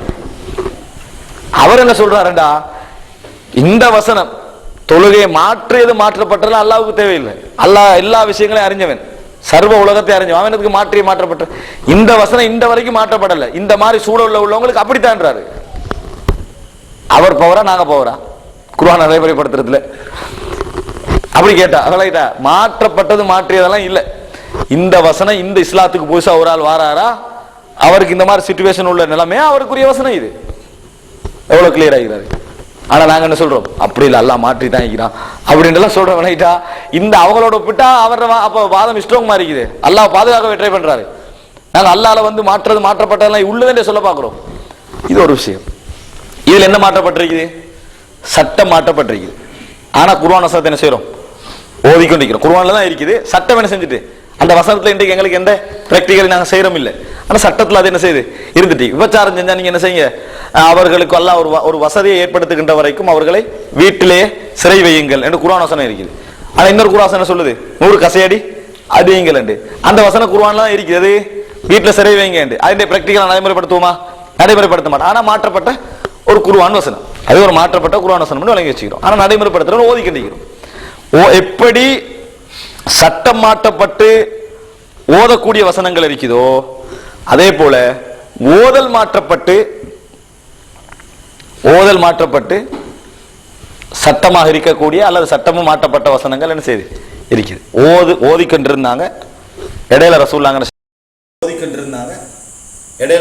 செய்வாங்க, இது ஓதினது போதும், இனி ஓத வேண்டிய அவசியம் இல்லை என்று ஓதலை நிறுத்திய வசனங்களும் இருக்குது. உதாரணமாக மா நன்சஹ் மின் ஆயத்தி, நீங்கள் எந்த ஒரு வசனத்தை மாற்றினாலும், நாம் எந்த ஒரு வசனத்தை மாற்றினாலும், அவ் நுன்சிஹா அல்லது மறக்கடிக்க செய்தால், மாற்றினால் ஓகே, மறக்கடிக்க செய்தாண்டா என்ன? குர்ஆன் வசனம் தானே இது. நாங்கள் எந்த ஒரு வசனத்தை மாற்றினாலும் அல்லது மறக்கடிக்க செய்தாலும், மாற்றப்பட்ட வசனம் உங்களுக்கு தெரியும். எனக்கு மறக்கடிக்கிட்ட ஒரு வசனம் சொல்லுங்க. நீங்க மறக்கடிக்கப்பட்ட ஒரு வசனம் சொல்லுங்க. அல்லாஹ் தஆலா சொல்றா, நாங்க மாற்றினால் ஓகே, மாற்றப்பட்ட வசனங்கள்லாம் சொல்லுவீங்க. அல்லது மறக்கடிக்க செய்தால், மறக்கடிக்க செய்யப்பட்ட வசனங்கள் ஏதாவது சொல்லுங்க பாப்போம். எதுவுமே இல்லை, நம்ம பார்க்கிறோம். மறக்கடிக்க செய்ய வசனம் மட்டும் எதுவுமே இல்லை. அப்படின்னா என்ன தெரியுமா? ஓதல் மாற்றப்பட்ட வசனங்கள், ஓதல் மாற்றப்பட்ட வசனங்கள். அது ஹதீஸா இந்த ரசூலுல்லாஹ் ஒரு குறிப்பிட்ட காலம் ஓதிருப்பாங்க. கூட ஓதரத்தை ரசூலுல்லாஹ் என்ன செஞ்சிருப்பாங்க? நிறுத்திருப்பாங்க. ஓதரத்தை நிறுத்தி இருப்பாங்க. இப்ப பாருங்க, இந்த இது மாதிரி இந்த ஒரு ஹதீஸ் தான் இப்போ நீங்க பார்த்துக்கிறீங்க. மொத்தம் 10க்கு மேற்பட்ட, அதாவது 17-18 ஹதீஸ்கள் இருக்கு ஓதல் மாற்றப்பட்ட வசனங்கள். நீங்க ஒன்றுதானே இப்போ முரம்புறது. இப்போ செட்டை எடுத்துக்கிறாங்க, அந்த 18 தூக்குங்க வழங்கிட்டா அந்த லெவலுக்கு வந்துட்டா. 18 நம்பர் சொல்லல அவங்க, அந்த எடுங்கன்னு சொல்லிட்டாங்க. ஏன்? எல்லாம் ஓதல் மாற்றப்பட்ட வசனங்கள். அடிப்படையை வேற வழங்கினா எல்லாத்தையும் தூக்க வேண்டி வரும். இந்த ஹதீஸ் என்ன சொல்ல தெரியுமா? அதாவது ரசூலுல்லாஹி ஸல்லல்லாஹு அலைஹி வஸல்லமுடைய காலத்துல குர்ஆன் வசனம் இருந்தது. ஏன்னா நாங்க வந்து 10 மிடரின் மூலம் மகரமாகும் என்ற வசனத்தை ஓதிக்கொண்டிருந்தோம். அது பின்னால் என்ன செஞ்சது? 5 மிடர் என்ற வசனத்தின் மூலம் மாற்றப்பட்டுட்டு. என்ன மாற்றப்பட்டுட்டு? ஓதல் மாற்றப்பட்டாச்சு. நல்லா விளங்கணும். ஓதிக்கொண்டிருந்தது ஓதல் நிறுத்தப்பட்டாச்சு. நபி அவர்கள் மரணிக்கின்ற பொழுது மக்கள் குர்ஆனில் உள்ளதாக அதை ஓதிக்கொண்டிருந்தார்கள். விளங்கிக்கிறோம். மினல் குர்ஆன் யுக்ரஉ. விளங்கிட்டா? அதாவது ஓதல் மாற்றப்பட்ட வருஷம் வந்து 9-10 இருக்கும். ஹிஜ்ரி 9-10 இருக்கணும். மக்களுக்கு இது ஓதல் மாற்றப்பட்ட விஷயம் விளங்காம நிறைய பேர் என்ன செஞ்சாங்க? அது ஓதிக்கிட்டு இருந்தாங்க. நபியர்கள் மரணிக்கின்ற காலத்திலேயே என்ன செஞ்சிட்டாங்க? ஓதிக்கொண்டிருந்தார்கள். அப்படிதான் வருது பாருங்க. அவர்கள் குர்ஆனாக அதை ஓதிக்கொண்டிருந்தார்கள் என்று சொல்லல. வஹுன்ன யுக்ரவு ஃபீ வஹுன்ன ஃபீமா யுக்ரவு மினல் குர்ஆன். குர்ஆனில் ஓதப்படுகின்ற ஒன்றாக அவைகள் இருந்தன ரசூல் ஸல்லல்லாஹு அலைஹி வஸல்லம் மரணிக்கின்ற நேரம். அதாவது மரணிக்கின்ற டைம் வரைக்கும் என்ன செஞ்சுட்டு இருந்தாங்க? ஓதிக்கொண்டிருந்தாங்க. என்ன நினைச்சாங்க அவங்க? இன்னும் இது குர்ஆன்ல உள்ளது, ஓதல் மாற்றப்படவில்லை என்று நினைச்சுக்கிட்டு இருந்தாங்க என்றுதான் ஆயிஷா ரலியல்லாஹு என்ன செய்றாங்க அந்த செய்தியில சொல்ல வராங்க. இது ஓதல் மாற்றப்பட்ட வசனம். ஓதல் மாற்றப்பட்ட வசனமும் இருக்குது, சட்டம் மாற்றப்பட்ட வசனமும் இருக்குது. நீங்க புரிஞ்சுக்கிட்டீங்கன்னா சரி. ஓதல் மாற்றப்பட்ட வசனம், அதுக்கு தான் நுன்சியா, நாம் மறக்கடிக்க செய்தால் வருதே குர்ஆன் வசனம், நாம் அதை மறக்கடிக்க செய்து விட்டால் அப்படின்னா என்ன? செய்தியில் அவர் இப்படி ஒரு வசனம் ஓதிக்கொண்டிருந்தோம் ஹதீஸா என்ன செய்யும்? ஹதீஸாக எங்களுக்கு அது வந்து சேரும். இப்படி ஒரு ஹதீஸ், இப்படி ஒரு வசனம் நாம் ஓதிக்கொண்டிருந்தோம், பின்னர் அது ஓதல் மாற்றப்பட்ட ஒரு முஸ்லீம்ல இன்னொரு செய்தி வருது, 70 பேர் கொல்லப்பட்டாங்க தானே. அதெல்லாம் நான் நினைக்கிறேன் குர்ஆனுக்கு முறைப்படுதுன்னு லைவ் பார்க்கலாம் அந்த செய்தியை. எது 70 பேர் கொல்லப்பட்டாங்கன்னு வருது. அதில் அந்த 70 பேரிலும் ஒரு வார்த்தை சொன்னாங்கன்னு வருது. என்ன? ஒரு நபிக்கு எத்தி வைங்க, நாங்கள் இந்த குனூத் ஓதினாங்கன்னு வர ஒரு மாத காலம் நபிக்கு எத்தி வைங்க, நாம் உண்மை அந்த யாரெல்லாம் உன்னை பொருந்தி கொண்டோம், நீ எங்களை பொருந்தி கொண்ட என்ற செய்தி எத்தி வைங்க என்று சொல்லிட்டு அவர்கள் விஷயத்தில் நாம் ஒரு குர்ஆனை ஓதிக்கொண்டிருந்தோம். ஹதீஸ்ல வருது முஸ்லீம்ல. எப்படி? அவர்கள் விஷயத்தில் நாங்கள் ஒரு குர்ஆனை ஓதிக்கொண்டிருந்தோம். அவர்கள் விஷயத்தில் ஓதின குர்ஆனை காட்டிய உங்களுக்கு இல்லை அப்படின்னா என்னது? குர்ஆன்ல எடுத்து தூக்கிட்டாங்கன்னு அர்த்தம் இல்ல. ஓதல் மாற்றப்பட்டதை அவரே சொல்றாரு. எப்படி? ஓதிக்கொண்டிருந்தோம் அப்படின்னு சொன்னாங்க. அவர்கள் விஷயத்தில் தான் இந்த வசனம் இறங்கின்னு சொல்லிக்கலாம் தானே. நாங்கள் அவர்கள் விஷயத்தில் ஒரு குர்ஆன் ஓதிக்கொண்டிருந்தோம்னு சொன்னாங்க. அதைத்தான் ஆயிஷா இல்லாமலும் சொல்றாங்க. 10 இருந்தது, அது சொல்லணுமான்னு இருக்கிற எல்லாரும் தெரியும் தானே. 10 இருந்தது, ஒரு 5 ஆயிடுச்சு, ரசூலா மௌத்தா வரைக்கும் என்ன செஞ்சாங்க? அது குர்ஆனில் ஓதப்பட்டு கொண்டிருந்தது என்றாண்டா மக்கள் தெரியாம சிலர் ஓதல் மாற்றப்பட்ட செய்தி தெரியாம ஓதிக்கிட்டு இருந்தாங்க. இப்படித்தான் இந்த ஹதீஸை இதுவரைக்கும் வழங்கினாங்க மக்கள். அதனாலதான் சட்டம் மாற்றப்பட்ட வசனங்கள் குர்ஆன்ல எழுதப்பட்டுச்சு, ஓதல் மாற்றப்பட்ட வசனங்கள் குர்ஆன் என்ன செய்யல எழுதப்பட. ஏன்னா ஓதல் மாற்றப்பட்டாச்சு, அது ஓதல் இல்லையே. எது ஓதத்துக்கு ரசூலா வச்சாங்களோ அதை மட்டும் தான் என்ன செய்வாங்க? ஓதுவாங்க. இப்ப டக்கான்னு கேட்பாங்க, ஓதல் மாற்றப்படுறதுக்கு என்ன ஹிக்மத்? ஓதலை மாத்துறதுக்கு என்ன ஹிக்மத்? நாங்க டக்குன்னு மௌலானா மௌதூதி போவோம். அவர் தான் சொல்றாரு சட்டமே மாற்றப்படுறேன், அதுல ஹிக்மத் இல்லை என்றாரு. சட்டம் மாற்றப்படுறது அதுல ஹிக்மத் இல்லை. நான் திருப்பி கேட்கிறேன், அலிஃப் லாம் மீம்ல என்ன ஹிக்மத்னு கேட்கிறேன். சொல்லுங்க ஹிக்மத். காஃபா யா ஐன் சா எழுத்து என்ன ஹிக்மத்? அதனால இப்ப இந்த அடிப்படையை மக்களுக்கு கொடுக்காம, இந்த அடிப்படையை மக்கள் அட்லீஸ்ட் அவங்க நீதியாளர்களாக இருப்பாங்க. எப்படி தெரியுமா? இதுக்கு இப்படியும் ஒரு விளக்கம் சொல்றாங்கன்னு சொல்லிக்கணும். விளங்கிட்டா? ஆரம்ப காலத்திலிருந்து இந்த ஹதீஸை பதிவு செஞ்சதுக்கான காரணம், குர்ஆனில் சட்டம் மாற்றப்பட்ட வசனங்கள் இருக்குது, குர்ஆனில் ஓதல் மாற்றப்பட்ட வசனங்களும் இருக்குது. அல்ல ஒரு குறிப்பிட்ட காலம் ஓதிட்டு வந்து அது அவர்களோட தேவைக்கு ஏற்ற மாதிரி ஓதிட்டு வந்து அது நிறுத்தப்பட்டிருக்கு. ஓதல் மாற்றப்பட்ட ஒரு பெரிய விஷயம் இல்லை. தௌராத்தை மாற்றப்பட்டிருக்கு. ஓதல் உங்களுக்கு தௌராத்தை இல்லை, இஞ்சியில் உங்களுக்கு ஓதல் மாட்டேங்கிறேன் மாற்றப்படலையா? தௌராத்து மாற்றப்பட்டிருக்கு. தௌராத்து வேதத்தையே டோட்டலியா மாத்திக்கிறோம், அதை பயப்படுறோம் இல்லை. இஞ்சியிலே டோட்டலா மாற்றப்பட்டு அதெல்லாம் வசனங்கள் தான் பயப்படுறோம் இல்லை. இது மாற்றப்படும் ஒரு வசனம் மாற்றப்பட்டு பெருசான செய்கிறோம், யோசிக்கிறோம். அல்லாஹ் தஆலா ஒரு வேதத்தையே கேன்சல் ஆக்கிடும். இதுக்கு அப்புறம் நீங்க ஒரு என்ன மக்கள் திருச்சி செஞ்சுட்டாங்க, அதில் வச்சுட்டா புதுசாக என்ன செய்யறான்? இறக்கிறான். ஒரு வசனத்தை அல்லாஹ் தஆலா கேன்சல் பண்றதுக்கு உரிமை. அதனாலதான் நுன்சிஹா, நாங்கள் மறக்கடிக்க செய்தால் தேவைக்கு ஏற்ற மாதிரி அல்லாஹ் என்ன செய்வான்? அதை மறக்கடிக்க செய்வான். அப்படிப்பட்ட வசனங்கள் ஒன்று இருந்தது. மக்கள் கடைசி காலத்திலே அதை ஓதிக்கிட்டு இருந்தாங்க, தெரியாம குர்ஆன் உள்ளதாக தெரியாம. அப்படி விளங்கலாம். அது அப்படி தெரியாமலாம் இல்லை. அதனால சலைவாய் தான் ஆடணும்னா ஒன்றும் செய்யலை. சரியா? நான் என்ன சொல்றேன்னா, ஹதீஸை உடன்பாடா விளங்குறதுக்குரிய வாய்ப்பு இருக்குது. அவங்க அதான் சொல்றாங்க, நாங்கள் என்ற அளவுக்கு பொருத்தி பார்க்கிறோம் அப்படி சொல்றாங்க. விளங்கிட்டா? என்ற அளவுக்கு இதை சரியாக்க முடியாதான்னு முயற்சி செய்கிறோம், மாற்று விளக்கம் கொடுக்க முடியாதான்னு முயற்சி செய்கிறோம். இப்படி கொடுத்து பாருங்களேன், முயற்சி செஞ்சு மிச்ச முயற்சி செஞ்சதில் எப்படி கொடுத்தாலே போதும். இவ்வளவு நாளும் கொடுத்தாங்களே, அப்படி கொடுத்தா போதும், இந்த ஹதீஸ் தப்பிடும். என்ன முயற்சி செய்யறாங்கன்னா இல்லாம தான் முயற்சி செய்யறாங்க. ஆனா முயற்சி செய்கிறோம்ன்றாங்க. சிம்பிளா ஓதல் மாற்றப்பட்ட வசனங்கள் குர்ஆன் உமர் ரலியல்லாஹு அன்ஹு அவங்க மிம்பர்ல சொன்னாங்கன்னு சஹீஹ் முஸ்லிம்ல வருது. கொத்துபா, பெரிய ஒரு கொத்துபா உரையில, குர்ஆனில் திருமணம் முடித்தவர்கள் விபச்சாரம் செய்தால் கொல்லப்பட வேண்டும், கல்லெறிந்து கொல்லப்பட வேண்டும் என்ற குர்ஆன் வசனம் இருந்தது. ஒரு காலம் வரும் குர்ஆனிலே இப்படி ஒரு வசனம் இல்லை என்று சொல்லி மக்கள் என்ன செய்வாங்க? இந்த சட்டத்தை விட பார்ப்பார்கள் அப்படின்னு உமர் என்ன செய்றாங்க? மிம்பர்ல சொல்றாங்க. அதாவது குர்ஆன்ல இது ஓதல் வசனமா இருந்தது, ஓதல் சட்டம் என்ன செஞ்சுட்டு அதுல மாற்றப்பட்டுட்டு சட்டம் இந்த வரைக்கும் இருக்குது. குர்ஆன்ல இல்லைன்னு சொல்லி என்ன செஞ்சிடக்கூடாது, மக்கள் தட்டிடக்கூடாது. என்னையை பொறுத்த வரைக்கும் அதுல ஹிக்மத் என்ன தெரியுமா?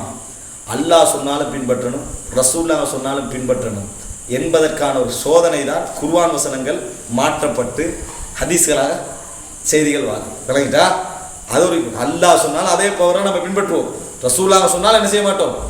நாங்கள் அதில் எந்த விதமான என்னது அல்லாஹ்வுக்கு ரசூலுக்கு இடையில ஒரு சபையோட என்ன செய்ய மாட்டோம், உருவாக்க மாட்டோம் என்பதற்கான ஒரு ஹிக்மத் தான் இது. ஆனால் இப்போ என்ன சொல்றாங்க? அதை காட்டாம குர்ஆன் வைக்கின்றாங்க. இல்லை, இந்த பேசிக்க சொன்னாங்களா? இந்த பேசிக் என்ன செய்யலை, சொல்லவே அல்லாஹ். அதைத்தான் நான் சொல்லதுக்கு இருந்த பெஸ்ட் உங்களுக்கு.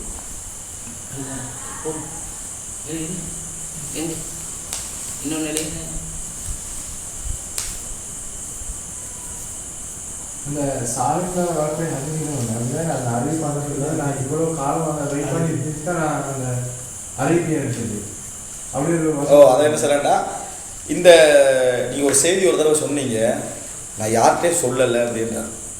நான் யார்கிட்டயும் அதை என்ன செய்யலை, சொல்லலை அப்படின்றார். ஏன் சொல்லலை சொல்லுங்க. எனக்கு காசிம் பின் முகமது சொல்லி அப்படிதான் நினைக்கிறேன், காசிம் பின் முகமது சொல்லி அவருக்கு அல்லது ஆயிஷார்லாங்க எனக்கு சொன்னாங்கன்னு தைரியமா சொல்லுங்க, என்கிட்ட நேரடியா சொன்ன விஷயம் அப்படின்ட்டு சொல்லுங்கன்றாங்க. அவ்வளோதான். அதை இவங்க உடனடியாக கொண்டு போட்டாங்க, ஆபாசத்தால பயந்தாங்கன்ட்டாங்க. விளையாண்டானே உங்களா ஒரு ஆபாசம் கொண்டு விளக்கம் கொண்டு கொடுத்துட்டு ஆபாச செய்தி எப்படி மக்கள்கிட்ட சொல்றேன் நான் பயந்துகிட்டு இருந்தேன், அது பிரகட் சொல்லிட்டானே. பயந்தேன் நான் வந்து சொல்லல, இது சட்டத்துக்கு அவங்க சொல்லாத காரணம் என்ன தெரியுமா, 2 வருஷத்துக்குள்ள தான் கொடுக்கணும், இது 2 வருஷத்துக்கு மாற்றமான செய்தி ஆகிக்குது, இதனால தான் நான் சொல்லாம இருந்தேன்றாரு. அப்படித்தான் நாங்கள் விளங்கணும். இது அந்த ஆபாசத்துக்காக சொல்ல பரவாயில்ல, ஆபாசம் விட்டாடிங்கன்னு சொன்ன மாதிரி என்னது அவர் சொன்ன மாதிரி என்ன செஞ்சுக்கிறாங்க, மாத்திக்கிறாங்க. அப்படி இல்லை, உலகம் சொல்லாம இது எனக்கு இவர் சொன்னார் நேரடியா, பயப்படாது. அதான் ஹதீஸ் உறுதிப்படுத்தினார், அதனால அவர் தைரியமா சொன்னாரு.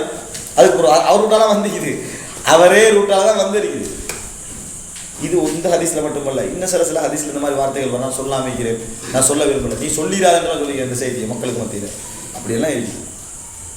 இப்படி இந்த மாதிரி விளக்கம் கொடுத்து போனா இந்த அந்த அந்த அந்த கூட்டம் எந்த வழியில வச்சு செய்யற மாதிரி நான் கன்ஃபார்மா சொல்றேன், இந்த போக்கு வழிகேடான போக்கு. எந்த சந்தேகம் இல்லை, குர்ஆனுக்கு முரண்படுதுன்னு சொல்லி லைஃப் ஆக்குற இன்னொன்று இப்படி கண்ணியமான முறையில் லைஃப் ஆக்கினா பரவாயில்ல. எப்படி இந்த வசனத்துக்கு என்ன செய்யுது, இதை முரண்படுது, இது நான் நிறுத்தி வைக்கிறேன், எங்களால் என்ன செய்ய முடியலை, ஏற்றுக்கொள்ள முடியலன்னா அது பிழை. ஆனால் அது கூட பரவாயில்ல, இது தட்ட ஆரம்பிக்கிற டைமில் அதை ஏற்றுக்கொண்டவனெல்லாம் அவமானப்பட்டு கேவலப்பட்டவன மாதிரி தான் அறியணும். செய்வீங்களா உங்களோட வைப்புக்கு செய்வீங்களா, செய்ய மாட்டீங்க, விளையிட்டா சும்மா போய் இப்படித்தான் என்னது, அதை ஏற்றுக்கொண்டு அத்தனை பேரே கேவலமாக்கி ஒரு ஆபாசத்தை ஏற்றுக்கிற மாதிரி ஆக்குற டைமில் அது நிச்சயமாக என்ன செய்யும், ஒரு மோசமான முடிவை தான் கொண்டு வரும். அது சந்தேகம் இல்லாத விஷயம். இது வழிகேடு, இதில் வழிகேடுன்றதுல எந்த விதமான இதை பின்பற்றி போகிறவங்க தக்லீதா இல்லை, தக்லீத் இது அதான் கேட்குறேன். இது தக்லீதுக்கு ஒரு ஆதாரம் சொல்லுவானா, குர்ஆன் இத்தனை வசனங்களுக்கு எங்களுக்கு தெரியுமா இல்லையா, இந்த குர்ஆன் வசனங்களை மௌலவிமாருக்கு நல்லா தெரியுமா இல்லையா, அதையே முரண்பாடு பெஸ்ட்டாக ஒரே ஆளுக்கு மட்டும் படுது, அவங்க இன்னொரு ஆளுக்கு பட்டு அவருக்கு போகல, அவர்களுக்கு பட்டா இன்னொரு ஆளுக்கு போகுது, தக்லீதா இல்லை. முதல்ல ஒரு ஆளுக்கு தான் படுது, ஃபர்ஸ்ட்டுக்கு ஒருவருக்கு படுது, அவர்லேருந்து போகுது, இவர் கொண்டு போட்டு அங்கே போகுது இல்லை, குர்ஆன் இல்லையா அவர்கிட்ட அல்லது புகாரி இல்லையா, எல்லாம் ஈக்குது படுது இல்லை, அவருக்கு பட்டுறாங்க புகாரி முறந்தான் அப்படின்றாங்க. இவ்வளோ நாள் நல்லா பேசிட்டு இருந்தாங்க, அந்த ஹதீஸை வச்சு அவங்களே பேசிப்பாங்க பையன். நான் உதாரணம் காட்டலாம் உங்களுக்கு, அந்த ஹதீஸை வச்சு விளக்கம் சொல்லி பேசிக்கிறாங்க, அடுத்த வருஷம் குர்ஆனுக்கு முரண்றாங்க. குர்ஆ இல்லையா ஆஃபீஸில் நான் கேட்குறேன், இல்லாட்டி குர்ஆனை ஓதவே இல்லையான்னு. அது புறவு பெஸ்ட்டு செகண்ட் ஒரு ஆளுக்கு படுது, இங்கிருந்து பட்டு அங்கே போகணுமா இல்லையா, 4 செய்தி. இப்போ அவங்க ஒருத்தர் தான் ஆராய்ச்சி செய்யறது, இங்கே இருக்கிறார்கள் எல்லாம் அதை பப்ளிசிட்டி பண்ணுறது மட்டும்தான். ஆனால் அவங்க ஆராய்ச்சி செஞ்சு அதுக்கு இது கொடுக்குறது. இப்போ சாதாரணமாக ஒரு வெப்சைட்டில் அவங்க போடுறதா இருந்தாலும், இங்கே நம்ம போட்டிருந்தாலும் அவங்க ஆராய்ச்சி செஞ்ச மாதிரி அதை கொப்பி அடிச்சே போடுறாங்க. அதே காப்பி பண்ணி பேஸ்ட் பண்ணி அவரோட பேர் அவரே சொல்றாரு, இதெல்லாம் விஜய் சொல்றாரு, இந்த ஆராய்ச்சியை உங்களோட பேரை பெரிய வச்சு போட வாங்க. ஆனா இங்கிற மௌலவிமார் செய்ததெல்லாம் பிஜேபி போட்டுருக்கல, இவங்களோட பேரை போட்டு இவங்களோட ஆராய்ச்சின்னு போட்டுறாங்க. அதுதான் இப்போ நீ அதில் 2 விஷயம் மீக்குது. ஒன்று அவங்களோட பக்கம் நியாயம் ஒன்று மீக்குது, அடுத்தது நியாயமின்மையும் இருக்கும். நியாயம் என்னன்னு சொன்னால் அவங்க ஒரு முடிவு வச்சுக்கிறாங்கன்னா, இங்கே மாற்று கருத்து சொல்லலை, எல்லாரும் ஒரே கருத்து தான். மாற்று கருத்து சொல்கிறேன்னா அவரை விவாத மேடையில் வச்சுருவாங்க விளையாட்டானே. அவங்க ஒரு ஆள் மாற்று கருத்து சொன்னான்னு வைங்களேன், முதல்ல டிஸ்கஷன் கொஞ்சம் ஓவராக போகிற மாதிரி தான் விவாதம், இல்லைன்னா ஆள் வெளியே. அது அவங்களோட காகிதால் உள்ள விஷயம். மாற்று கருத்து வந்தால் வெளியே போய் தரணும், அதெல்லாம் மாற்று கருத்து டிஸ்கஸ் பண்ணணும். ஜமாத்து கருத்தாக என்ன செய்யாது, லைட்டாக உள்ளுக்கு மட்டும் வச்சுக்கணும், வெளியே பகிரங்கமாக ஒரு பிரச்சாரம் செய்யலாது, அந்த மாதிரி வச்சுக்கொள்ளணுன்றது அவங்களோட நிபந்தனை உள்ளது. அந்த அடிப்படையில் யார் என்ன கருத்து சொன்னாலும் அது அவர் சொன்னாலும் இவர் சொன்னால ஜமாத்து கருத்தின் அடிப்படையில் போடுறாங்களா இருக்கும், அது நியாயம், அப்படி போட்டிருந்தான். ஆனால் அதுக்காக வேண்டி ஒருத்தர் நிரூபிக்கிற முறைகளில் வித்தியாசம் இருக்கும். ஒருத்தர முழுமையான ஆய்வு அப்படியே கொப்பி அடித்து போட்டுட்டு நாங்கள்லாம் ஒரே ஜமாத்தில் உள்ளவங்களுக்கு போட்டாங்கன்னா அது என்னது, அது அமானித மோசடி விளங்கிட்டானே. அது உண்மையிலே அமானித மோசடி. ஆனால் அது அவங்களுக்குள்ள நடக்கும் வரைக்கும் கண்டுகொள்றாங்க. இல்லை வெளியே ஒரு ஆள் எடுத்து கொப்பி அடிச்சு போட்டாங்கன்னா அவ்வளோதான், அது ஒரு பெரிய ஒரு பிரச்சனையான செஞ்சிடும், அதுவும் மாறி. ஆனால் இப்படித்தான் இதில் நீங்கள் என்ன விளங்கிக்கணும்னு சொன்னால், இது ஒரு அறிஞருடைய என்னது தவறு. ஆனால் இதில் மெயின் பிள்ளையை நாங்கள் பார்க்கணும்னு தெரியுமா, அந்த தவறை அப்படியே சப்புறாங்களே இவங்க, அந்த தவிர அவரோட ஸ்டைல், அவரோட பாங்கு, அவரோட ஒவ்வொரு பாயிண்ட்டையும் பின்பற்றி என்ன செய்யறாங்க அப்படியே சொல்றாங்க. அதுதான் என்னது மிகவும் ஒரு ஒரு கவலையான ஒரு விஷயம். சீடியை முடிஞ்சது எனக்கு அதான் அப்படி அந்த சீடி அப்படியே உள்வாங்கி என்ன செய்யறாங்க அதை ஃபுல்லாக உச்சரிப்பு ஸ்டைலும் ஒவ்வொரு இடத்துல அவரே எப்படி பேசுறாரு. அது ஒரு தவறான விஷயம். சரி, நான் டாபிக் வரும் இல்லை நம்ம கேள்வி கொடுக்கும் நம்ம அதுக்குள்ளேயே பேசுறதுக்கு இப்போ இந்த இப்படி குர்ஆனுக்கு முரண்படும் ஹதீஸ்ன்னு சொல்லி ஹதீஸில் தட்டி குர்ஆனில் அடுத்தது இன்னும் சூனியம் சம்மந்தமாக வரக்கூடிய விஷயங்களில் மற்றவங்களை காவிரின்னு சொல்லி செல்லக்கூடிய இந்த கூட்டத்துக்கு பின்னால் எங்களுக்கு தொட முடியுமா? இப்படித்தான் விஷயம். ஒருவர் முஸ்லீமாக இருந்து சரியா அவர் சிறுக்கு செய்யாதவராக இருந்தால் பின்னால் எங்களுக்கு தொடரும். அது யாராக இருந்தாலும் சரி, முஸ்லீமாக இருக்கணும், சிறுக்கு செய்யாதான் இருக்கணும். அப்போ என்னது இந்த ஸ்ரீலங்கா தொழில் ஜமாத்துலையோ தமிழ்நாடு சிறுக்கன்ற ஒரு விஷயம் எனக்கு அது அங்கே இல்லை விளங்கிட்டா. அப்போ அந்த அடிப்படையில் நம்ம தொடரலாம். ஆனால் கன்ஃபார்மாக அவர்கள் அகலுல் விதத்வாதி நடத்துல எந்த விதமான சந்தேகம் இல்லை. ஜமாத்துல் முஸ்லீமின்னு இருப்போங்க. ஜமாத்துல் முஸ்லீம் நீங்கள் தொழுகையில் என்ன விதத்து காண்றீங்க, நோம்பில் என்ன காண்றீங்க, என்ன விதத்து காண்றீங்க, கூட்டுத்துவையில் குணத்துவையில் நீயத்தில் என்ன இல்லை. ஆனால் அவங்களோட விதத்துவாய் நம்ம ஒதுக்கி வச்சுக்கிறோம். மற்றவங்கள காப்பீடுன்றதான காரணம். வேறு ஏதாவது காரணம் வச்சுக்கிறீங்களா? தக்ஃபீர் எவ்வளோ ஒதுக்கி வச்சுக்கிறோம், சர்வசாதாரணமாக ஒதுக்கி வச்சுக்கிறோம், ஒரு பெரிய அளவில் ஒதுக்கி வச்சுக்கிறோம் தக்ஃபீர் அப்படின்னு. அவங்களோட பின்னால் தொழுகிறதே நம்ம யோசிக்கிறோம். தொழலாம், பிள்ளையே இல்லை விளங்கிட்டானே, தொழலாம். ஆனால் குர்ஆன் சுன்னா அடிப்படையில் வாழக்கூடிய ஒரு இமாம் கிடைக்கிற டைமில் விதத்வாய்க்கு பின்னால் என்ன செய்யலாது தொழலாம். ஆனால் குர்ஆன் சுன்னா அடிப்படையில் ஒரு ஆள் இல்லாத வரைக்கும் நம்ம என்ன செய்யலாம், எந்த விதத்வாய்க்கு பின்னாலே தொழலாம். அந்த அடிப்படையில் என்ன செய்யலாம், நம்ம தொழில் சிறுக்கெண்ண மேட்டர் அவங்கள்ட்ட என்னது இல்லவே இல்லை. எங்கடவங்கள்ட்ட சில தவறுகளுக்கு பதிலுக்கு பதில் அவன் நம்மளை காப்பீடு அணியுங்க. இப்போ சரி, இது விளையாட்டுக்கு சரி வரும், மார்க் ஆய்வுகளுக்கு என்ன செய்ய வராது, சரி வராது. கரண்டைக்கால் தாடி விஷயங்களையும் கரண்டை காலில் கீழே உடுத்தலாம் சில ஒரு கருத்துன்னு சொல்கிறாங்க. அது இப்படி தான். அதில் அது ஒரு விஜயத்திகாதுக்குரிய மசாலாண்டு நம்ம சொல்லலாம். என்ன கேளுங்களேன், அந்த கருத்தில் சில அறிஞர்கள் இதுக்கு முந்தி மேலே செஞ்சுக்கிறாங்க, இருந்துக்கிறாங்க அந்த கருத்தில். ஆனால் திட்ட தெளிவான பிழை அந்த செய்திக்கு தானே. நான் ஒரே ஒரு செய்தி சொல்லணும் பாருங்க. அம்ரு என்ற நபித்தோடர் முஸ்னத் அஹமதில் வர செய்தி போய் கண்டிக்காரு. ரசூல் ஸல்லல்லாஹு அலைஹி வஸல்லம் அம்ரை விரட்டிட்டு போய் பிடிச்சி நிப்பட்டி முன்னெட்டு ரோமத்தை பிடிச்சி சொல்கிறாங்க, அம்ரை கரண்டைக்கு மேலே உங்களோட ஆடை உயர்த்துங்கன்றான். கரண்டைக்கு மேலே இசாரை உயர்த்துங்கன்றான். அப்போ அவர் சொல்கிறாரு, அல்லாஹ்வின் தூதரே, இன்னி ஹம்சு சாக்கை, ஏண்ட இந்த கெண்டை காலம் மெலிஞ்ச காலம், அதைத்தான் நான் மறைச்சிக்கன்னு போகிறேன். பெருமை ரீசனும் இல்லை, நியாயமான ரீசனும் இருக்குது. வளைக்கணும். பெருமை ரீசன் இல்லாட்டி கொடுக்கலாம்ன்றாங்க தானே. இவருக்கு நியாயமான ரீசன் வேற இருக்குது, அதான் நான் கொஞ்சம் மறைச்சிட்டு போகிறேன். அம்ரே, அல்லாஹ் படைச்ச எல்லாத்தையும் அழகாகவே படைச்சிக்கிறான். ஒசத்துங்க கரண்டைக்கு மேலே என்ன உயர்த்துங்க, கரண்டைக்கு மேலே என்ன சொல்லிட்டு அடித்து காட்டுறான். இது இது இது கரண்டைக்கு மேலே எந்த ஹக்கும் இல்லை, கீழே போடுது பெருமையும் இல்லை. நியாயமான ரீசன் சொன்ன ஒரு சஹாபியை பார்த்து ரசூலுல்லாஹ் சொல்கிறாங்க கரண்டைக்கு மேலே உயர்த்துங்கன்றாங்கன்னா, இதையும் கூட ஒரு வாதம் நமக்கு தேவையான இருக்கு. அவருக்கு ரீசன் சொல்கிறார், நான் மறைச்சி கீழே விட்டுறதுக்கு இதுதான் ரீசன்ன்றார். தூக்குங்கன்னாங்க சொன்னாங்க. அப்போ என்ன சொல்கிறாங்க, அபூபக்கர்லாம் வந்தாங்களாம், அல்லாஹ்வின் தூதரே, நான் கவனம் இல்லாட்டி ஆடை என்ன செஞ்சிருது, கரண்டை கீழே போயிடுது. அவர் சொல்லலாம், என்ன நீங்கள் லஸ்த மிம்மை அளவு கொய்யலாம், பெருமையாக செய்கின்றவர்களில் நீங்கள் உள்ளவரல்ல. இதை எப்படி விளங்குறாங்க தெரியுமா? எனவே பெருமையாகத்தான் செய்யக்கூடாது. அந்த ஹதீஸை முழுசாக விளங்குறாங்க. அபூபக்கர் மாதிரி ஒருவர், அபூபக்கர் மாதிரி செஞ்ச மாதிரி எப்படி கரண்டைக்கு மேலே ஆடை உயர்த்து கவனம் இல்லாத டைமில் கரண்டைக்கு கீழே போனால் அவர் நிச்சயமாக இந்த லிஸ்ட்டுக்குள்ளே வர மாட்டார். நாங்கள் தான் சொல்கிறோம். அபூபக்கர் ஹதீஸில் வர மாதிரியே சொல்கிறோம். மேலுக்கே உடுக்கிறாரு, கவனம் இல்லாமல் கீழே போயிட்டு, கவனம் எடுக்காமல் இந்த சட்டம் என்ன செஞ்சிருது, கீழே போயிருதுண்டா நிச்சயமாக அபூபக்கர்கள் அவங்க கொடுத்த அதே பாராட்டு இவருக்கு என்ன செய்யும், கிடைக்கும். யாரெல்லாம் கரண்டை கீழே உடுக்கிறாங்களோ அத்தனை பேர் என்ன செய்கிறாங்க, பிள்ளை செய்யறாங்க. அபூபக்கர் அப்படியே கொடுத்தாங்க, மேலே தான் உடுக்கிறாரு. அவர் கவனம் இல்லாத டைம்ல என்ன செஞ்சிருது, கீழே போயிருந்தா ஒரு ஆடையோட சிஸ்டத்துக்கு அப்படி இருந்துன்னு வைங்களேன். நல்லா டைட்டாக தச்ச ஆடை லூஸ் ஆகிருக்கும், வீசை இயலாதே, அதனால மேலுக்கு தான் உடுத்துட்டியா திடீர்னு கீழே போயிடும். ரசூலுல்லாஹ் நீங்கள் பெருமையாக உடுப்பவர்கள் உள்ள வரல. யாரெல்லாம் அபூபக்கர்லாங்க மாதிரி மேலுக்கு உடுத்திருந்து கவனம் இல்லா கீழே போச்சா அவர் பெருமையில் உடுப்பவர்கள் இல்லை. முடிஞ்சு ஹதீஸ்லேருந்து ஹதீஸை எடுங்களே, ஒரு துண்டை மட்டும் எடுத்து மேல் துண்டை விட்டுறீங்க, உடுக்கலாம் வந்தீங்க, நல்லா உடுத்துட்டு போங்க அப்படின்றாங்க. மேலுக்கு கவனம் இல்லாமல் இதாக தான் போகுது, அது மறந்தாச்சு அந்த செய்தி. அதே போல் ஒரு செய்தியில் வருது எப்படின்னு சொன்னால், ரசூல் ஸல்லல்லாஹு அலைஹி வஸல்லம் ஆடை விஷயத்தில் ஒரு சட்டத்தை சொன்னார்கள். இப்படி வருது, ஆடை விஷயத்தில் ஆண்களுக்கு ஒரு சட்டத்தை சொன்ன பொழுது ஃபமா பாலு நிசா, பெண்களுக்கு என்னன்னு உம்மு சலமா ரலியல்லாஹு கேட்குறாங்க. பெண்களுக்கு என்ன, பெண்கள் எப்படி செய்யற, கீழாடை விஷயத்தில் பெண்கள் என்ன செய்யறது? அப்போ ரசூலுல்லாஹ் சொன்னாங்க, என்னது ஷிப்ர், அதாவது ஒரு ஒரு சான் என்ன செய்யுங்க நீங்கள் எடுத்துக்கங்க அப்படின்றாங்க. ஒரு சான் அதை விட நீட்டிங்க, அளவு விட்டுருங்க, அளவு வரல சரியா, நான் ஆண்களுக்கு சொன்ன எல்லையிலேருந்து ஒரு சான் எடுத்துக்கங்க அப்படின்றாங்க.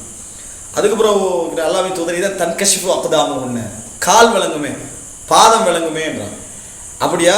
இப்போ துர்ரிஹி திரா, அதாவது நீங்கள் வந்து ஒரு முளம் எடுத்துக்கங்க, வலா எசிதுனா ஆளு, அதுக்கு மேலே கூட்ட வேணாம், சான் எடுக்க வேணாம், ஒரு முளம் எடுத்துங்க, அதுக்கு மேலே கூட்ட வேணாம். ரசூலுல்லாஹ் என்ன பதில் சொல்லிக்கணும் தெரியுமா? பெண்கள் என்ன செய்யுது, நான் பெருமைக்குத்தானே உடுக்க வேணாமட்டேன், பெண்கள் மறைக்கத்தானே உடுக்குறாங்க, வேணியை மட்டும் உடுத்துங்க அப்படி சொல்லிக்கணும் தானே. நான் பெருமைக்குத்தானே உடுக்க வேணான்னு சொல்லி கேட்கிறேன், நீங்கள் நம்ம உடுக்கக்கூடாதுன்னு சொன்ன மாதிரி நாங்கள் என்ன செய்யறோன்னு கேட்குறீங்க. நீங்கள் வேணும் மறைக்கத்தானே உடுக்குறீங்க, வேணியை மட்டும் உடுத்துட்டு போங்கன்னு சொல்ல வேண்டியதானே. சொல்லாத ரசூல் ஸல்லல்லாஹு அலைஹி வஸல்லம் தடை தான், நீங்கள் ஒரு சான் எடுங்கன்னு மாதிரி சொல்கிறாங்க. இதை எங்கேருந்து அளக்குறாங்க, இங்கேருந்து அளக்குறாங்க, முழங்கால். ஆனால் முழங்கால் வரைக்கும் அவரது ஆடை இல்லைன்றாங்க, வேற அது முழங்கால் வரைக்கும் அவரது இல்லைன்னு சொல்கிறாங்க, முழங்காலிருந்து அளக்குறாங்க. முழங்காலிருந்து எந்த அடிப்படையில் அளந்தீங்க? ஒன்றுமே இல்லை. ரசூல் ஸல்லல்லாஹு அலைஹி வஸல்லம் ஒரு முஃமினுடைய ஆடை இஸ்ரத்துல் முஃமினி இலா நிஸ்ஃபி சாத்தஹி, ஒரு முஃமினுடைய ஆடை கெண்டை காலில் இருந்து தான், கெண்டை கால் வரைக்கும்ன்றாங்க. இந்த ஹதீஸை ரசூலுல்லாஹ் சொன்ன உடனே தான் நாங்கள் விளங்கிக்கிறோம். ஏன் ஹதீஸில் வருது அப்படிதான், வேற ஹதீஸில் எடுத்துக்கன்னா ஒரு முஃமினுடைய ஆடை இப்படின்றாங்க. உடனே பெண்கள் என்ன செய்யறது, எப்படியா கொடுக்குறது, ஒரு சான் எடுங்கன்றாங்க. ஒரு சான் எடுத்தால் எங்கே வரும், இங்கனைக்கு வந்துடும். பாதம் விளங்குமே அல்லாஹ்வின் தூதரே, ஒரு முளம் எடுங்கன்றாங்க, விளங்கிட்டா இங்கிருந்து ஒரு முளம் எடுத்தா மறைஞ்சிருமே, அதுக்கு மேல என்ன செய்வேன், இழுக்கிற மாதிரி போகக்கூடாது, கூட்ட வேண்டாம் மாதிரி சொல்றாங்க. இந்த செய்தியில என்ன விளங்குது, அந்த பெண்கள் கேட்ட உடனே அது பெண்கள் மறைக்கிறது தானே, அதனால தாராளமாக உடுக்கலாம்னு சொல்லாம சொல்லாங்க. அவங்களுக்கு கொஞ்சம் கொஞ்சமா சலுகை வழங்குறத வச்சு என்ன விளங்குது, உடுக்க கூடாது சட்டம் விதிக்க போயது தான் அப்படி கொஞ்சம் கொஞ்சமா சலுகை வழங்குறாங்க. அதையும் விட நல்ல செய்தி அம்ருட செய்தி, அவர் ரீசன் சொல்லி ரசூலுல்லாஹ் என்ன செஞ்சாங்க. அதனால பெருமைக்கு இல்லாமல் கீழே உடுத்தா பெருமை தான், அவ்வளவுதான். இல்லை பெருமைக்கு தானே உடுக்கக்கூடாதுன்னு வந்திருக்கேன் வைங்கள, கீழே உடுத்தா பெருமை. நோவும் பண்ணையும் அடிக்க வேண்டாம் அப்படின்னா என்ன, அடித்தா நோவை தான் செய்யும், அப்போ அடிக்கக்கூடாதுன்னு அர்த்தம், நோகாமல் அடிக்கலாம்னு விளங்கப்படாது. அதே மாதிரி பெருமையாக உடுக்க வேண்டாம்னா உடுத்தா பெருமைன்னு அர்த்தம், உடுத்தா பெருமைன்னு தான் அர்த்தம். பெருமை இல்லாமல் இருப்பது, வட்டியை பன்மடங்காக உண்ண வேண்டாம்னா ஒரு மடங்காக உண்ணலாம்னு அர்த்தம் இல்லை, வட்டியனா பன்மடங்குன்னு அர்த்தம். அப்படி விளங்கினா சரி. இது நீங்கள் பள்ளி வாசலில் ஏத்திக்காப் இருக்கின்ற பொழுது மனைவிமாரோடு உறவு கொள்ள வேண்டாம்னா, அப்போ வெளியே ஏத்திக்காப் இருக்கின்ற பொழுது உறவு கொள்ளன்னு அர்த்தம் இல்லை, ஏத்திக்காப்பே பள்ளியிலன்னா அர்த்தம். அப்படி விளங்கிட்டீங்கன்னா சரி. சில விஷயங்களை அது மாதிரி ஒரு வசனம் தான் இது. அல்லாஹ் தாடியை ஷூட் பண்ணுற விஷயம், தாடி ஷோட், தாடி இது கடைசி கேள்வி வச்சுக்கிறோம் சரியா இன்ஷா அல்லாஹ். தாடி ஷோட் பண்ணுற விஷயத்தை பொறுத்த வரைக்கும் தாடியை வளர விடுங்கள், மீசையை கத்தரிங்கன்ற ரசூலுல்லாஹ் சொல்லிக்கிறாங்க. இல்லை வஃபிரு அர்ஹு விளங்கிட்டானு இது மாதிரி நிறைய வார்த்தைகள் என்ன செய்யுது வருது. தாடியை விடுங்கள், அதில் அர்ஹா வஃபர் என்ற சொல்லலாம் வந்து நிறைய வைக்கிறதுக்கு சொல்லுது, தௌஃபீர் என்றது நிறைய வைக்கிறதுக்கு சொல்றது. ஆனால் தாடியை வளர விடுங்கள், மீசை கத்தரிங்கிற ஹதீஸை பார்த்தாலே உங்களுக்கு வளர்ந்து தாடியை வளர்க்க விடணும். மீசை என்ன செய்யணும், வலிக்கக்கூடாது, ஷோட் பண்ணணும், அப்படித்தானே? ஷோட் பண்ணணும் என்றா தாடியை ஷோட் பண்ணலாம்னு சொன்னால் மீசை தாடி ஒன்றுன்னு அர்த்தம், அல்லது இதுவும் மீசைன்னு அர்த்தம். ரசூலுல்லாஹ் ஒரு ஹதீஸ்லாம் சொல்கிறாங்க, தாடியை வளர விடுங்கள், மீசையை ஷோட் பண்ணுங்கள் அப்படின்னு. என்ன தாடியை ஷோட் பண்ண வானானு அர்த்தம், மீசையை ஷோட் பண்ணுங்கள் தாடியை ஷோட் பண்ணுங்கன்னு சொல்லியிருக்க வேண்டியதானே. மீசையை ஷோட் பண்ணுங்கள் தாடியை வளர விடுங்கடா, மீசை ஷோட் மட்டும்தான், தாடி ஷோட் இல்லைன்னு விளங்குது. தாடியை ஷோட் பண்ணுங்கடா, மீசையும் தாடியும் உண்டுன்ற அர்த்தம். ரசூலுல்லாஹ் அப்படி சொல்ல வேண்டிய அவசியம் இல்லை, மீசையை ஷோட் பண்ணுங்க தாடியை வளர விடுங்கன்றாங்க. இந்த செய்தி எதோட கொண்டு ஜாயின் பண்ணுறாங்க, ஒரு சிறுவன் கொண்டு வரப்படுறாரு, அவருக்கு ஒரு சைடு வலிச்சிக்குது, ஒரு சைடு முடி வளர்க்கப்பட்டிருக்கு. உடனே ரசூலுல்லாஹ் சொல்கிறாங்க, என்னது உத்துருக்குஹுக்குள்ளஹு அவஹ்லிகுஹுக்குள்ளஹு, அடித்தா மொட்டை அடிங்க, இல்லைன்னா விட்டுருங்க. இந்த ஹதீஸை வச்சு தான் இதை விளங்கணும்.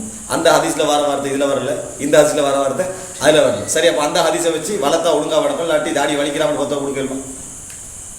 அந்த ஹதீஸில் வலிங்க தான் வந்திருக்கு, வலிச்சா ஃபுல்லாக வலிச்சுடுங்க, வளர்த்தா ஃபுல்லாக வளங்கன்னு சொன்னால் வளர்த்தா எப்படி வளர்க்கணும், மற்றன்னா வலிச்சுட வேண்டியதுதான் அப்படின்னு வலிக்கக்கூடாது ஆறாமன்றாங்க. அப்போ அந்த ஹதீஸ் எப்படி விளங்குறது?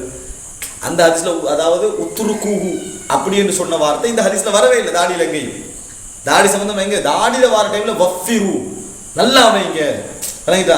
அர்ஹு தொங்க விடுங்கள், அர்ஹான்னு இந்த திற தொங்க விடுறதுக்கு சொல்றது. அப்போ அப்படின்னு தான் வருது. அப்போ தாடியை வளருங்கிற செய்தி அதில் நல்லா தெளிவாக வருது. இல்லை இப்னு உமர் ரலியல்லாஹு அவங்க ஷோட் பண்ணாங்க தானே அப்படின்றாங்க. நான் கேட்குறேன், இப்னு உமரோட ஷோட்டை மட்டுமே எடுக்கிறாங்களே, அளவையும் எடுக்கலை. இப்னு உமரோட ஷோட்டை எடுத்து ஒண்டை விடுறது நல்ல வழக்கமா? இப்னு உமர்லாம் இப்படி பிடிச்சாங்க, ஒரு பிடியோட வெட்டினாங்க தானே வருது. அதே மாதிரி அபூ ஹுரைரா ரலியல்லாஹு அன்ஹு தாடி அறிவிச்சவர், இப்னு உமர்லாம் அறிவிச்சவர், ரெண்டு பேருமே ஒரு பிடிச்சி என்ன செய்கிறாங்க, வெட்டுறாங்க. ஏன்? நல்லா வளர்ந்துக்கிறாங்க. வஃபீர் வெட்டுறது நல்லா வளர விட்டுற நிலைமை வந்த பின்னால் ஒருத்தன் வெட்டுறது வேறு. வளரவே இல்லை, இந்த தாடி நான் வளர்த்திக்கிறேன்னு இப்படி காட்ட வேண்டிய நிலைமையில பண்ணிட்டா அப்படிங்கிற டைமில் அதை நம்ம சொல்றது என்னது? இல்லை, தாடியை வளர விடுங்கள், மீசை கத்திரியுங்கள், மஜூசிகளை போன்று இருக்க வேண்டாம், மஜூசிகளுக்கு மாறு செய்யுங்கள் ரசூலுல்லாஹி ஸல்லல்லாஹு அலைஹி வஸல்லம் சொல்லிக்கிறாங்க. அது அல்லாஹ் வளர்ந்த ஒரு பிழையான விஷயம். ஆனாலும் இந்த விஷயங்களை பொறுத்த வரைக்கும் மசாயில் கலாபியாக்கள், அதாவது ஃபிக்ர் ரீதியாக அவருக்கு ஒரு முடிவு பற்றிருக்க நம்ம சொல்லலாம், அக்கீதாவோட மெட்டரெல்லாம் இல்லை. ஆனாலும் இதில் ஒரு இந்த ஒரு தகாமுல், ஒரு பொடுபோக்குத்தனம் காட்டுறதுக்கு ஒரு காரணமாக என்ன செஞ்சுட்டு இது போய்கிறத பார்க்கணும். அல்லாஹ் சுப்ஹானக அல்லாஹும்ம பிஹம்திக அஷ்ஹது அல்லா இலாஹா இல்லா அன்த அஸ்தக்ஃபிருக வ அத்தூபு இலைக். இன்ஷா அல்லாஹ் இன்னொரு முறை இருந்தால் சந்திப்பு பேசுவோம்.